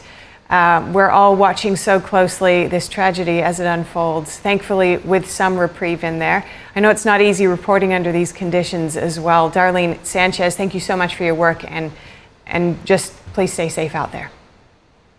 Thank you so much. President Trump welcomed leaders from 5 African countries to Washington today for trade talks. The leaders are now having lunch. Let's tune in. Republic of the Congo and Rwanda visited the White House to sign a historic peace agreement that we worked out. They've been fighting for 30 years. 7 million are dead, and they think the number is actually quite a bit higher than that. It's been a long and vicious fight, and I just wanted to say that the countries represented were very happy that we were able to solve that problem. I think over the next couple of weeks, the leaders of both countries will come to sign the final agreement. As you know, we had foreign ministers last week, but we're going to be signing an end to the horrible 30-year war. It's been going on for a long time. I've been reading about it, hearing about it, and it was a vicious war. It was a terrible war. I want to thank our outstanding senior advisor for Africa, Masad Boulos, for helping to mediate this breakthrough. He was very much involved in that settlement. Most people thought it couldn't be done. But there's still much more to be done, and we're going to be facilitating peace also in places like Sudan, where they have a lot of problems, Libya and others. We have there's a lot of anger on your continent, and we've been able to solve a lot of it. My administration is committed to strengthening our friendships in Africa through economic development efforts that benefit both the United States and our partners. And we're shifting from AID to trade. We had AID, or aid as we sometimes call it, right to trade. And trade seems to be a foundation that I've been able to settle a lot of these disputes, like as an example, India and Pakistan, Kosovo, Serbia. I said, you guys are going to fight, we're not going to trade. And we seem to be quite successful in doing that. To that end, we have closed the USAID group to eliminate waste, fraud, and abuse, which was tremendous waste, fraud, and abuse. And we're working tirelessly to forge new economic opportunities involving both the United States and many African nations. There's great economic potential in Africa, like few other places in many ways. In the long run, this will be far more effective and sustainable and beneficial than anything else that we can be doing together. I'm eager to work with each of you on your vital issues and also to discuss security. We've encouraged our staff at the White House to work along with these nations. There's such tremendous wealth there and potential there. We encourage the countries here today to make greater investments in defense, hopefully, of course, buying our equipment, because we do make the best defense equipment. I guess we proved that about 2 weeks ago in Iran, but we make the best equipment, best military equipment anywhere in the world by far. There's nobody close. And keep pursuing the fight against terrorism, which is a big problem in Africa. Immigration will also be on the agenda, and I hope we can bring down the high rates of people overstaying visas and also make progress on the safe third country agreements. And once again, I want to thank you all for being here, and it's an honor for me. Some of you I've met, and some of you I just got to meet, and I think it would be nice if you said a few words to the press, which is right back here. Do we have a camera over here? It'd be nice if you could, oh, there it is. You could speak to the, you don't want to turn your head so much. I do it a lot. It's not pleasant. But perhaps we could start with you, please. Thank you very much. Great gentleman, by the way. Merci pour m'avoir donné la parole, Monsieur le Président. Thank you for giving me the floor, Mr. President.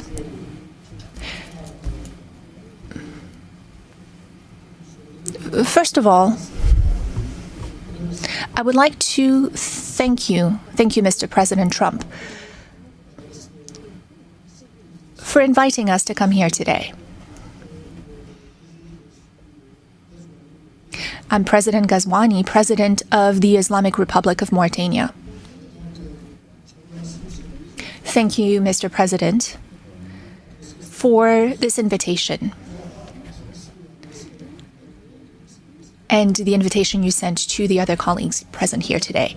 This is a very strong message from you, and we are receiving this message very well. This is a message of interest that you're sending to us, and it's a message that you're sending to the whole of Africa. All of this is generous on your part. We are receiving this and we accept this message from you.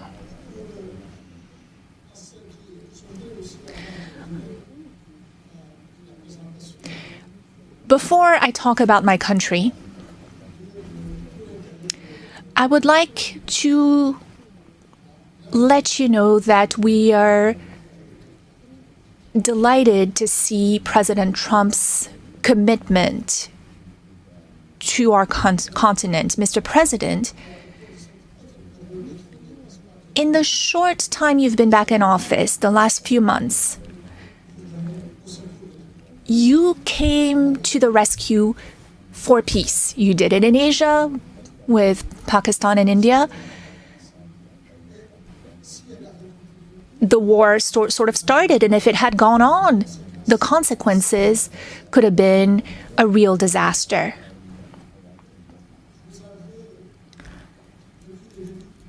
Since the beginning, you've been doing a great deal of work on the war in Europe, that is the conflict between Russia and Ukraine. You rushed to Africa to resolve a long-standing problem. Lots of efforts had been made by many heads of states, but your will made it possible for this agreement to be signed. And now, this conflict is behind us. You are currently working with a great deal of enthusiasm. And you're also working on the Middle East. You're paying a great deal of attention to the Middle East. We all know how far back this conflict goes. It is a conflict that is about 80 years old. 70 years, but it is also a war that has been raging for a year and a half. And you've also talked about the human toll. Many people have died in this conflict.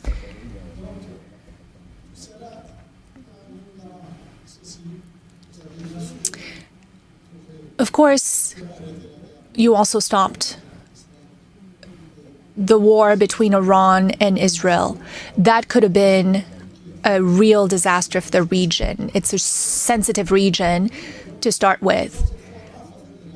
Your work in favor of peace has been tremendous, and we are also very interested in supporting peace in the same way. When there's no peace, like you said earlier today, when there is no peace, a lot of other things are lacking. When there's no peace, it is difficult to have prosperity. It is difficult to have calm, to have a sense of quietness. It's hard to sleep. It's hard to go about your business every day. You understand that well, Mr. President, and you're working on this. So thank you. Moi, je suis président. I am the president of Mauritania.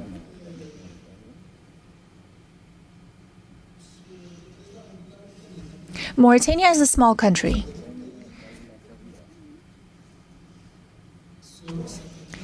Depending on the criteria you apply. If you look at the number of people who live in Mauritania, it's a small country because we have about 5 million people in Mauritania. We might just be a little bit over 5 million. It's a small country also in the sense that what influence it has throughout the world. It's not like the US, Mr. President. Internationally, we understand that our weight, our influence is not that great, and we have no complex about this. It's also a small country because of our level of prosperity. We're not a very prosperous country. We have many problems related to the well-being of our population. But it is also a great country, a big country in other ways. Mauritania is a great country in the sense of its strategic position. It is on the Atlantic coast, which makes it a neighbor to the US. It is what unites North Africa and Sub-Saharan Africa, or what links the two. That is its strategic position, but also in terms of resources. We have a great deal of resources, many, many resources, and we have a lot of opportunities to offer in terms of investment. We have minerals, rare earths, rare minerals. We have manganese. We have uranium. And we have a good inclination that we have lithium and other minerals. We're the second largest producer for the last 60 years in Africa of iron ore. We produce a lot. And we have a lot of resources in our seawaters, so lots of fishing and whatnot. I don't want to spend too much time on this. But I appreciate it very much. I appreciate it. Maybe we're going to have to go a little bit quicker than this because we have a whole schedule. If I could just say, your name and your country would be great. Thank you, please. Muito obrigado, Senhor Presidente Trump, e sobretudo. Thank you, Mr. President, and for welcome everything. For us, it's the second time here to come as a guest. The first time we had that meeting in Guinea-Bissau, but I will not talk so much. But Guinea-Bissau is a peaceful country, and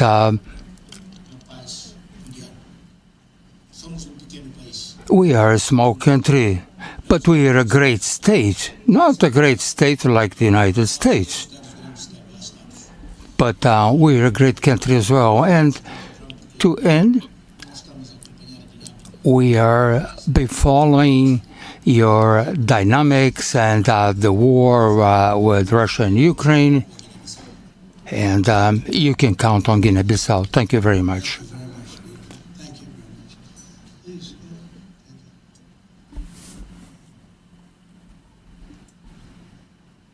you, Mr. President. First, let me congratulate you for the recent celebration of your 249th anniversary we did in Liberia at your embassy. Mr. President, we thank you for this opportunity to be here. Liberia is a longtime friend of the United States, and we believe in your policy of making America great again. And we also go a long way with you in your diplomacy that has to do with economic development and commercial friendship. Liberia has a lot of minerals. And one of the things we ask as good friends for a long time is the opportunity to do a survey of our minerals. Mm-hmm. And also we are committed to peace, and we've been very lucky within our region. We had a country that have had a series of democratic elections, and our country had been cooling down. And also, we want to encourage American involvement in the investment in Liberia. Yeah. We'd like to see that happen. We want to work with the United States in peace and security within the region because we are committed to that. And we just want to thank you so much for this opportunity. Well, thank you, and such good English, such beautiful. Where did you learn to speak so beautifully? Where were you educated? Where? Yes, sir. In Liberia. Yes, sir. Well, that's very interesting. It's beautiful English. Sure. I have people at this table can't speak nearly as well, Very and good, sir. they come from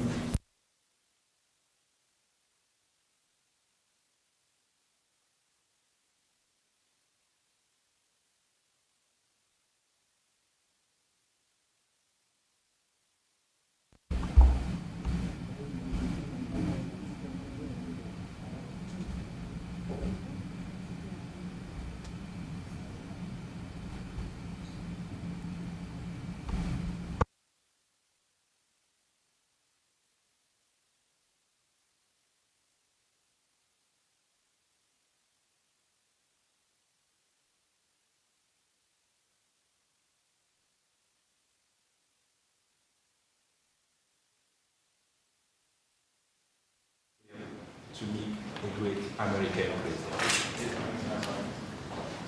Homologue président africain. Je voudrais avant tout remercier ici officiellement No microphone for the speaker. le travail d'amitié entre nos différents pays. No interpretation. Parce qu'aujourd'hui, le président Trump There's no microphone for the speaker. est la fierté du monde entier. Dans plusieurs domaines, le domaine économique, Still no microphone for the le speaker. domaine politique et au niveau diplomatique, je salue. Could you turn that on? Yeah, just press that. There you go. Yes. Et au niveau diplomatique,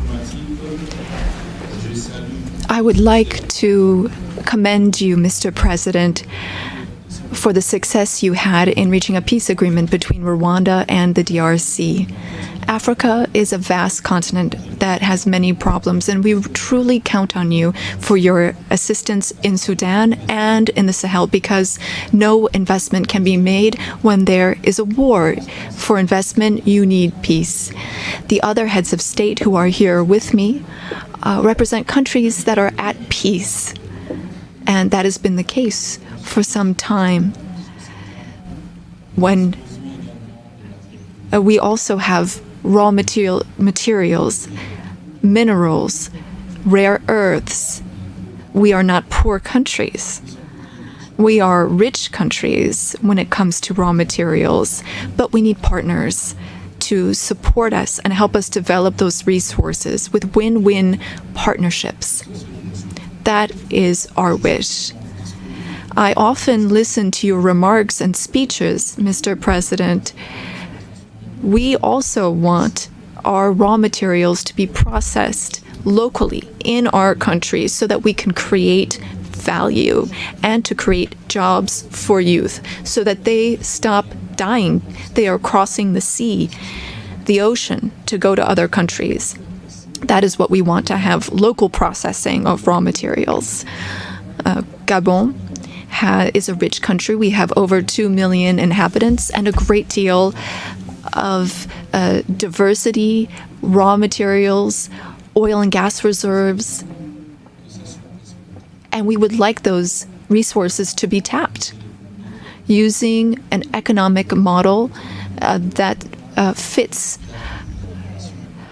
Since our liberation, we have changed how we do trade. We've focused on transparency and bids for anyone who wants to come invest in our country. If you follow the news, we have also worked on agreements with the European Union, and we wanted to review those because we didn't think that those were win-win opportunities. So our market is open. We want to process manganese locally, which you purchase through a company called Aramet. And I'm sure that it's more expensive compared to when you can come and buy it directly from us. In order to do this local processing, we need 8 to 10 gigawatts of electricity. Again, this is an open bid. Any American company that wants to invest in electricity in Gabon is welcome to take advantage of that opportunity. Now, looking at defense, the Gulf of Guinea is an issue. There is maritime piracy in that area, and we want to work together to stabilize it. You said you had the best equipment, the best military equipment, and that's what we'd like to have so that we can stop maritime piracy in the Gulf of Guinea. We can't do it alone. We need a reliable and strong partner that is committed and that takes real steps, real action. We also need to be pragmatic, and that's what you are. And I'm a general, and I am too. I'm pragmatic. I like it when things move quickly. Our country is free, open to one and all. You are welcome to come and invest. Otherwise, other countries might come instead of you. Thank you. Good job. Thank you very much. Appreciate it. Okay. Thank you so much. Mr. President. I would like to thank you for this invitation. It is an honor for us to be here at the White House and to have this opportunity to speak with you about the new partnership that you are putting in place with Africa, particularly for investment. I also wanted to commend you for your commitment to peace throughout the world and the incredible diplomatic success that you had with the DRC, as my colleagues mentioned. You said that this put an end to a long war that claimed many lives, and thankfully, you were here to put an end to this 30-year war. I also wanted to express that Africa supports all efforts to bring back peace to Sudan, Libya, and in the Sahel. Mr. President, as you've seen, you can only do business when there is peace and security, and you build peace everywhere in the world so that there can be better investments. The entire world is grateful to you for this. Now, with respect to my country, Senegal, I've been president for some 15, 16 months now, and I want to reassure all American investors about our country's political stability and our favorable regulatory environment, which we are continuously improving upon in order to attract more investment. I wanted to speak about two projects that I think are an exceptional opportunity. I will speak about the U.S. Ecological Survey, which can help assess the potential of the minerals in our country. And thanks to American companies, we've been able to discover oil and gas. Some 950 billion cubic meters of gas that we can tap into in order to support our economy. And again, here we were able to do this with an American company. Another project I'd like to mention, and again, I would like to invite American investors to take part in this. It's for a digital city. We identified a space within the city of Dakar. It has a view of the sea. It's on some 40 hectares, and this is a great opportunity for American tech companies to come in and make Dakar a tech city open to Africa. I was wondering what your secret was for resolving all these complex crises, and I know you are a tremendous golf player. Golf requires concentration and precision, qualities that also make for a great leader. Senegal has exceptional opportunities to offer, including in the area of tourism.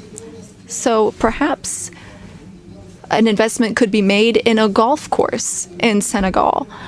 It would just be 6 hours by flight from New York, from Miami, from Europe, or from the Gulf, and that would be an opportunity for you to show off your skills on the golf course too. Thank you for your attention, sir. Nice. It's some way to show off my skills. It's a long trip to show off my skill. But that's really nice, and he's led a very interesting life. He looks like a very young person. He's a little older than he looks, but a fantastic job. He was treated very unfairly by his government, and he prevailed. And so congratulations on that. Really, congratulations. It was a great job. And you've all done a fantastic job, and so we'll be talking to you as we have the meal. Do you want to ask any questions, please? Where's my reporter from Africa? There you are. How are you? I'm fine, thank you, Mr. President. Very famous in Africa. Okay? You read it. Thank you, thank you. Oh, Thank you. I have one question for the African presidents and one question for President Trump. As you can see, Mr. President Trump, all the African presidents are very happy with your efforts to bring peace in the Democratic Republic of the Congo. My question to you is, today you are making history by receiving 5 African presidents and showing the interest of the United States to collaborate and to work close with the African nations.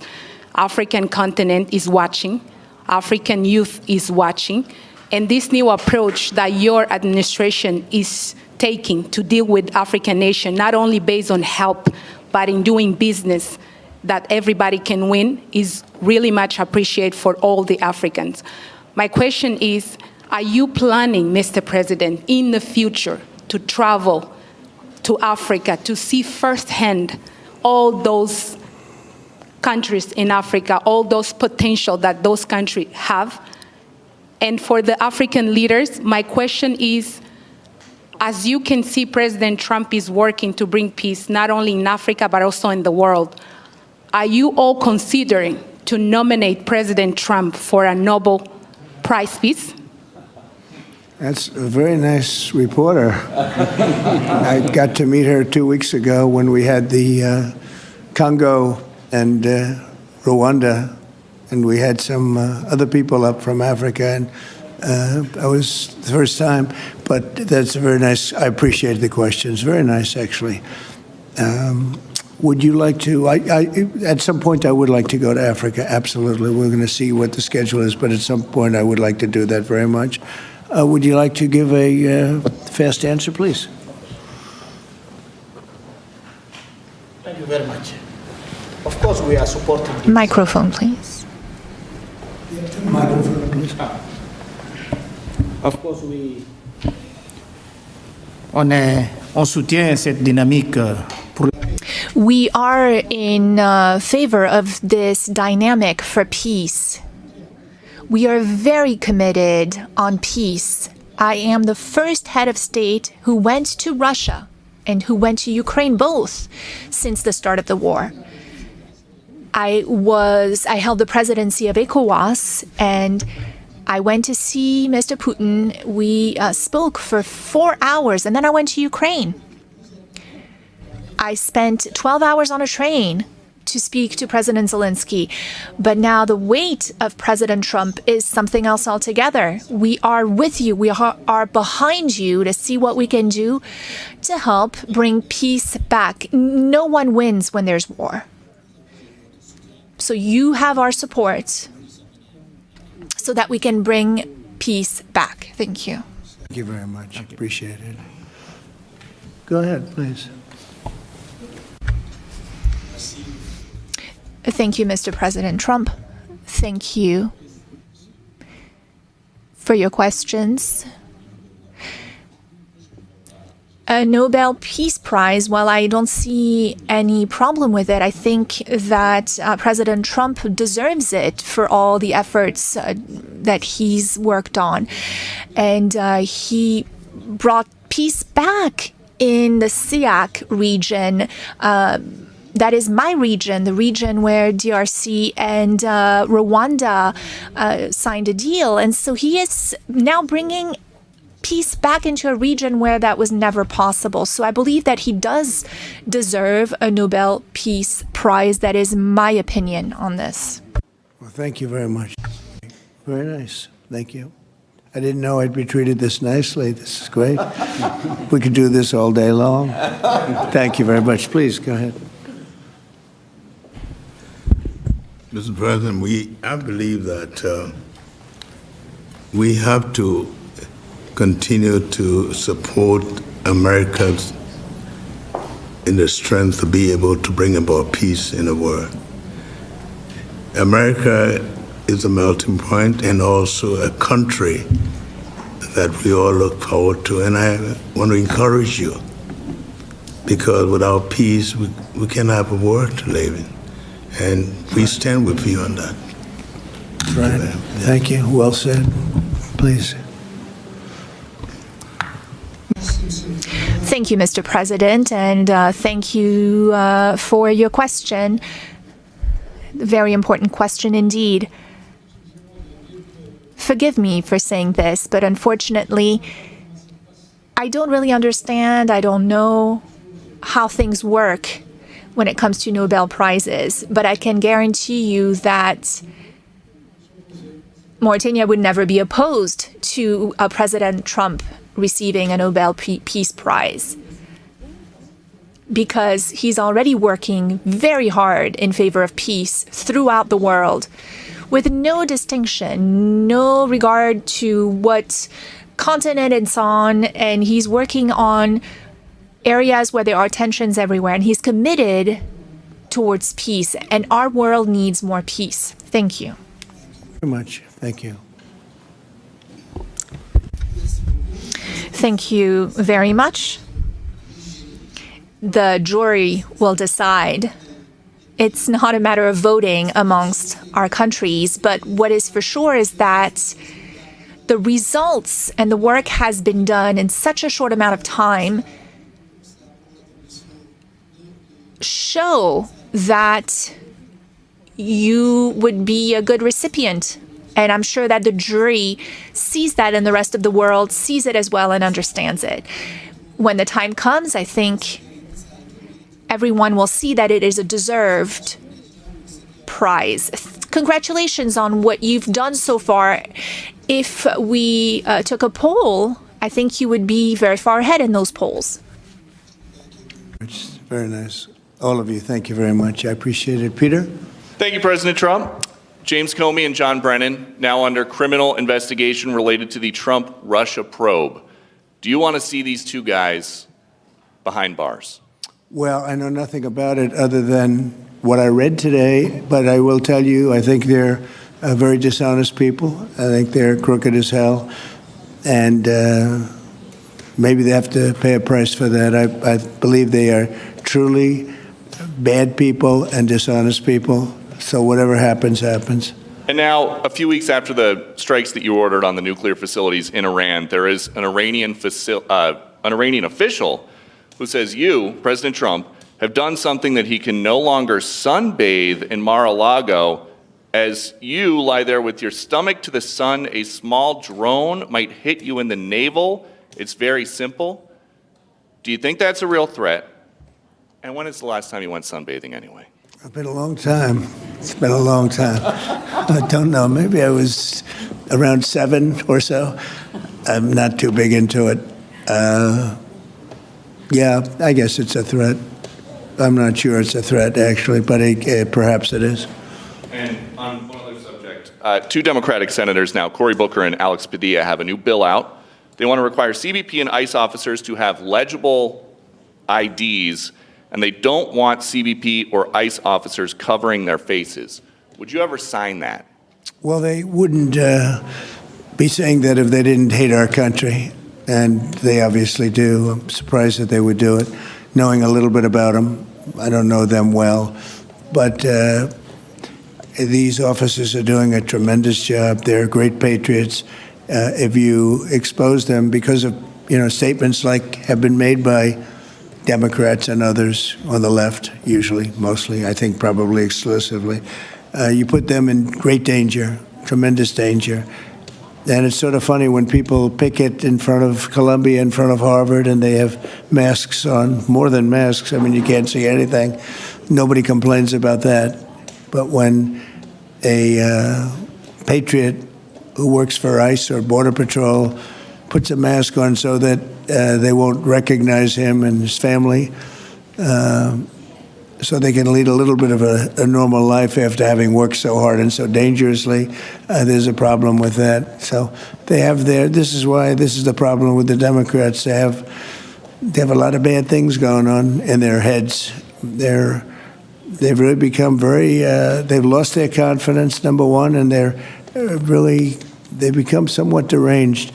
I want to do whatever's necessary to protect our great law enforcement people, and they are right at the top of the list. And your agriculture department also announced this week that they are going to start limiting Chinese ownership of American farmland. Why do you think that the Chinese have been buying up all this farmland in our country so close to military installations? Well, I don't want to get into that. I have a very good relationship with President Xi. We're going to see, and I'm going to, they're going to be making a recommendation to me, but we have a very good relationship. As you know, they're paying a lot of tariffs to the United States now, and so I'm not going to get into that right now. Yeah, please. Yesterday, the Wall Street Journal reported that the White House was weighing whether to send another Patriot air defense system to Ukraine. Can you confirm that reporting? They would like it. They've asked for it. They're very rare indeed, because a lot of systems have been sent to Ukraine. But they would like to. I know they made the request. We're going to have to take a look at it. It's very expensive system. It's a shame that we have to spend so much money on a war that would have never happened if I were president. That's a terrible, terrible war over there, and it's really a shame. It's very sad. When you talk about a system like that, highly sophisticated, tremendous amount of money, and they're doing it because they want to prevent death. They're getting hit hard, very hard. So we're looking at it. Also on Russia. Yesterday, sir, as well, Ukraine was hit by over 700 drones sent by Russia last night. What's your response to that attack? Well, I've been sort of letting people know I'm not happy about what's going on. It's a war that should have never happened. It should not happen now. They're losing. Now it's up. I've been saying 5,000. Now it's up to 7,000. Think of it, 7,000 people a week on both sides. 7,000 people, young, mostly military people, young souls are dead and dying, and it should be stopped. It should be stopped. Very sad to see what's happening. Yes, please. Sir, can you explain how you calculated your latest round of tariffs? Was there a formula that was used? And do you expect any of these countries to face tariffs as well? The formula was a formula based on common sense, based on deficits, based on how we've been treated over the years, and based on raw numbers. And we're going to have a couple of more coming out today. Brazil, as an example, has been not good to us, not good at all. We're going to be releasing a Brazil number, I think, later on this afternoon or tomorrow morning. But they're based on very substantial facts and also past history. You look at the past history, we never had anybody in the White House that understood the numbers or were into it like I have. We've taken in hundreds of billions of dollars in tariffs, hundreds of billions, and we haven't even started yet.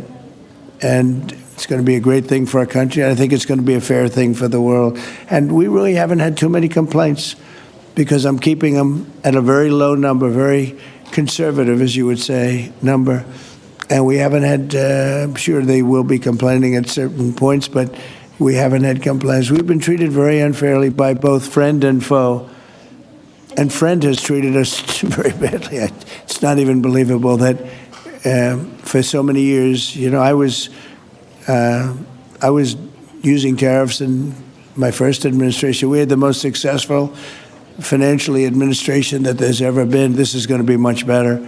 But we got cut short with the COVID because I didn't think it was appropriate when, Italy, Spain, you saw the horror show that a lot of the countries went through. So I cut it a little bit short. But we took in hundreds of billions of dollars, and we had the most successful term ever from a president financially.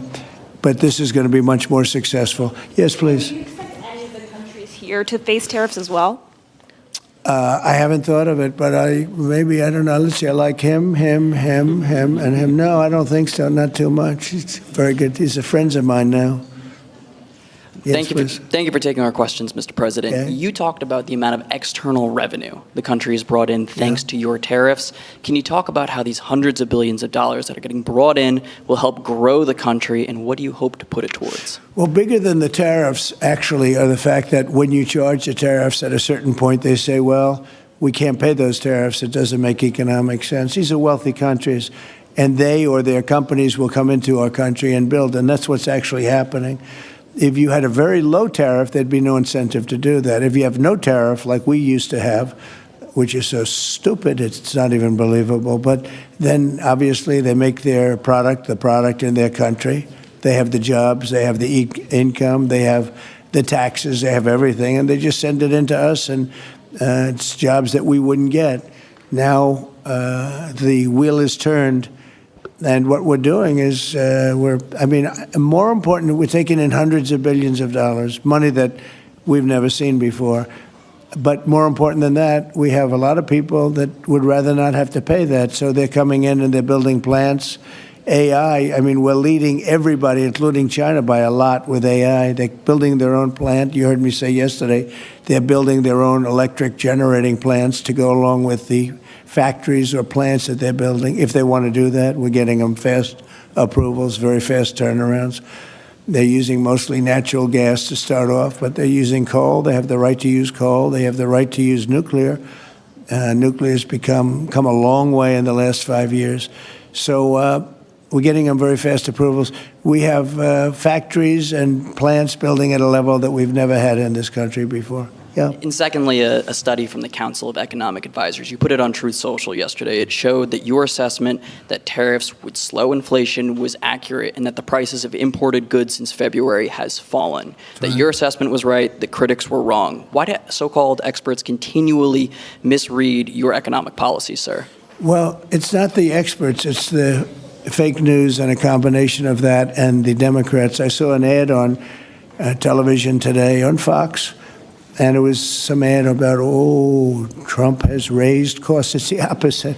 I actually put out a statement. I brought down costs. I brought down the cost of groceries. I brought down the cost of energy, tremendously groceries. If you remember my first week in office, the press was screaming at me about the cost of eggs. They were 4 times higher than they were just a short time ago. That was caused by Biden and stupid policies, and we got that down. And by Easter, it was normalized, and now it's actually even at a lower price. So when I see an ad like that, it's always good to respond. I feel you have to respond. It was an ad that things are more costly. No, they're much less costly. Yesterday, $1.99 a gallon. There's 3 states. We're selling gasoline at $1.99. You haven't seen that for a long time. And I brought costs way down, just about every cost. I can't think of a cost that went up, but just about every cost. So what they do is they lie. They take ads. You'd almost think that the advertising station would stop it because they know it's wrong. It's such a lie. All you can do is say it's a lie and explain it. I guess I have the ability to explain it at conferences like this, so I like to take advantage of it and do it. But costs are substantially down under the Trump administration. And as you know, Biden had the highest inflation, I believe, in the history of our country. They say 48 years, but regardless, I think it was really the highest in the history of our country. And they were up to numbers that nobody ever saw before. And we have inflation now totally under control. We have a Fed chairman that, if he was doing his job properly, would lower interest rates. But we're bullying through even that. We're doing so well, it's not having that kind of an impact on us. But you want to see a rocket ship? We should have the lowest interest rates, because without us, there's nothing. And we have a strong country now, and we're taking in a lot of money. And other countries aren't even complaining. They got away with murder. They took advantage of a lot of very stupid people that sat in this seat. Very stupid people, or people that didn't understand business or something was going on. But hard to believe that they got away with it for so many years. But now, and I'm treating them very fairly. Again, we have countries with tremendous deficits with us, where we have, where we essentially lose a lot of money. And we are changing that around very rapidly. And I think it's about time somebody did it.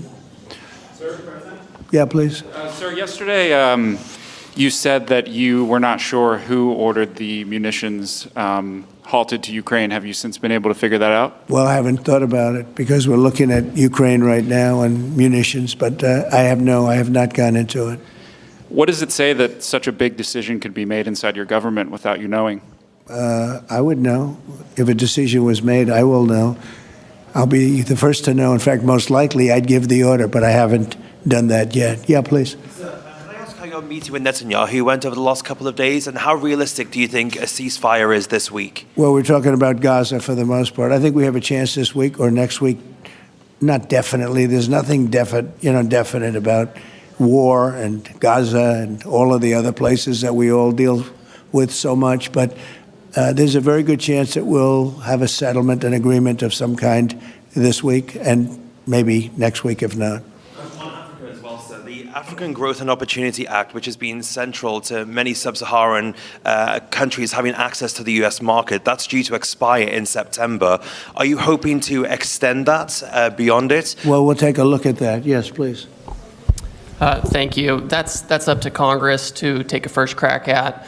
We know that program's been in place for about 20 years, and at the end result of that, we see a lot of other countries operating in Africa. We still see a lot of tariff and non-tariff barriers in Africa. So I think any discussion about that act would also have to think about how we address those kinds of barriers.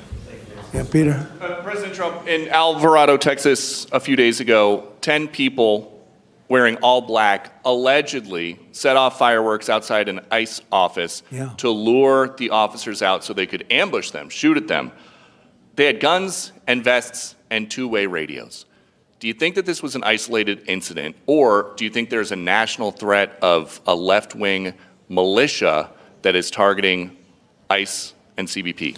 Well, I think you have some very stupid people in the left who have some money that are making it available to these people, because you look at the guns they had, they were brand new. You look at even the clothing they were wearing, it looked like it just came out of some military shop. So you have some very stupid people that if anything ever happened, they'd be the first to go. They don't understand that. They'd be the first to go. They'd be the first ones hit. But there is money being put behind people. When you look at the weapons they have, the newness of the weapons, rifles that just came out and they have the latest model. So there's something going on, and we'll get to the bottom of it. And what do you think the penalty should be for these people who are, if they are found guilty, for people who shoot at ICE officers? Very, very stiff. Very stiff. A long time in jail, a long time. And one got hit yesterday in the neck. And he fortunately is going to be okay, but he got hit yesterday in the neck. No good. And what would you think if I read you a quote from a lawmaker who says about ICE, to abolish it, to treat them as criminals or anything that is inappropriate and outrageous? And I told you that that was Democrat John Fetterman. Well, it's, by the way, I assume when you read that, because you paused in the middle, you're going to have to read that again without the pause. Could you read that again, please? To abolish it, to treat them as criminals or anything that's inappropriate and outrageous. So he's saying that to treat the people that did the shooting is... To treat ICE officers. Oh, okay, good. Because the way you read it, it really was the opposite. But that's okay. That's all right. I think that's what he meant. No, the new John Fetterman is exactly what you said. He's right. He's right. And we have to protect our police officers, and we will. And we have been. If you saw the stats released by the FBI the other day, the murder rate's way down, the lowest it's been in a long time, and that took place over the last 6 months. For the last 6 months, murder, it's a hell of a subject to have to talk about, but murder is way down at almost getting to be modern-day records. So that's despite the fact that we have a lot of people that came into the country that shouldn't be here. Mr. President? Yes, please. So two questions, one on tariffs, the other on the IRS. On tariffs, China is reportedly softening their impact on U.S. tariffs in Africa, announcing last month that they would halt charges on imports for nearly all of its African partners. Good. Does this move by China influence your thinking, your approach to tariffs on the continent? Well, we treat Africa great in many different ways, including with tariffs. But, parts of Africa charge us tremendous tariffs, as you know. And they're going to be dropping those tariffs. They've already informed me they're going to be dropping those tariffs. But we treat Africa far better than China or anybody else, anyplace else. Yeah. And on the IRS says that churches can now endorse political candidates. What's your reaction to this, and how do you expect this to influence some of the work that's afoot on the continent? There's a lot of American churches that are missionaries doing missionary work on the continent. Do you support that? I love the fact that churches can endorse a political candidate. I think so, because We have a lot of respect for the people that lead the church, for the pastors and the ministers and the rabbis and all different leaders, all different religions, and people respect those people. And I think there's nothing wrong. You know, it was a very big penalty if that took place just a little while ago. They had a thing called the Johnson Act, and it was a very big penalty. I think it's great if a pastor, minister, priest, rabbi, and we can very much go into your religion, by the way, which is something that people are having great respect for throughout the world. If somebody of faith wants to endorse, I think it's something that I'd like to hear. And I can guarantee you the people that they're with every Saturday or Sunday or whenever it is they're with, they want to hear from these people. And it was a very severe penalty. Those people were not allowed to speak up. Now they're allowed to speak up. No, I think it's terrific. Mr. President, your administration took new actions against Harvard University today. Are you still optimistic about reaching a deal with the university? Oh, yeah, I think so. Harvard's been very bad, totally anti-Semitic.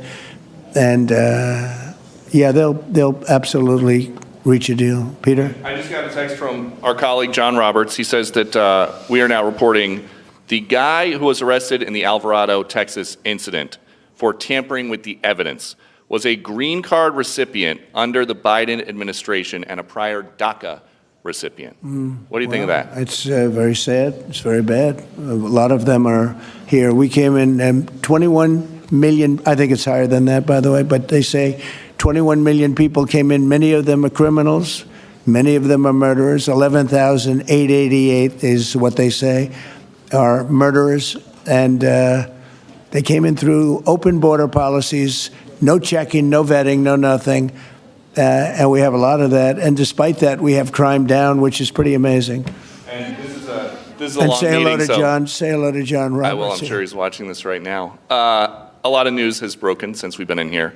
Axios says a secret White House meeting between Steve Witkoff, Ron Dermer, and a Qatari envoy on Tuesday led to significant progress in the negotiations over the Gaza hostage and ceasefire deal. What can you tell us about this It's secret very possible. meeting? I will tell you, we're getting very close to a deal. I don't know if it's secret or not secret, but it doesn't matter to me. Secret's fine if it gets us to where we want to be.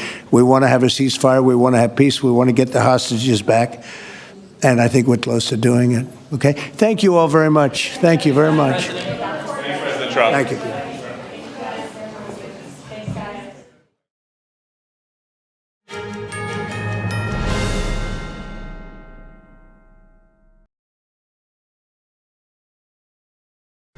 In the aftermath of the devastating Texas floods, families are dealing with devastating loss.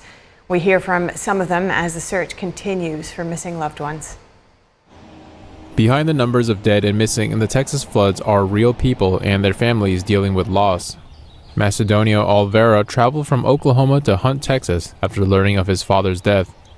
Olvera says the floodwaters rose so quickly that his father Jose, who worked and lived on the ranch property, had no time to escape. Truly, I don't know exactly how it happened, but the water rose to the top of the mountain so quickly that it didn't give time to do anything. His stepmother is still missing and the search for her continues. The family only has a vague idea of what happened after hearing from a witness. My stepmother, we haven't found her yet. We're still on that. We keep looking for her. I think they both left the house, but she slipped and he grabbed her. And from then on, they weren't seen anymore. There was another person who told us the story like that. Another family from Mexico have asked for support from Mexican authorities to find their loved ones. The Guadalupe River overflowed and dragged them away. This is what happened. It took their house, destroyed it, and the water washed away my nephew, his wife, and their 2-year-old son. Leonardo Rangel and his family were reported missing after the flood. Their older son survived. According to Mexican media, Rangel's family back in San Miguel de Allende learned about their disappearance through social media and WhatsApp. San Miguel de Allende's mayor Mauricio Trejo said Monday authorities were working to bring aid to families. Most of the deaths were in Kerr County and the county seat of Kerrville, a town of 25,000 residents. As search, rescue, and recovery efforts continue, Kerrville residents are trying to help the animals left behind. At a local pet shelter, 18-year-old college student Brooklyn Mosey with a black kitten in her arms and it's been devastating, really. So I've been praying a lot for God to send me something. And then the other night, this little angel ran up to me, like just crying, straight up to me. She's home from college for summer vacation and initially volunteered to foster him, but ended up taking him home again. We are actually trying to find his parents. I'm not trying to steal him. But I do get to foster him now, and I have other cats at home who are loving cats who can make him feel comfortable as well. But he found the most loving home he could have, so I'm glad he did. Kerr County Animal Services employee Mike Wong has been helping animals in the region for 8 years. For him, this moment is unlike anything he's ever seen before. You see trailers and RVs and tiny homes and just everything. Big trees that have, 100-foot trees that have been here for 100 years or more, and they're all knocked over, bent over. Satellite images released on Tuesday show parts of central Texas and the Guadalupe River before and after deadly floods swept the region. Texas Governor Greg Abbott said Tuesday the bodies of 94 flood victims, about a third of them children, have been recovered in Kerr County alone. Joining us now is Epoch Times reporter Darlene Sanchez, who's been reporting on the Texas floods. Darlene, good to have you with us. What have you seen down there? Well, as you can imagine, it's, it is catastrophic here. There is a region, I should say an area of this region that was hit harder than probably most, that is still blocked off, and only rescue people are allowed to get in, and that's in the little town of Hunt, the area of Hunt, Texas, which is, pretty close to Kerrville, which is where, most of the reporting has been done from. Kerr County, the county seat, that's where I'm at right now. They've experienced, catastrophic flooding as well. Today, the sheriff announced that, the death toll continues to rise. There were 95 deceased in Kerr County. 59 of those were adults and 36 kids. Yeah, some of those still have not been identified.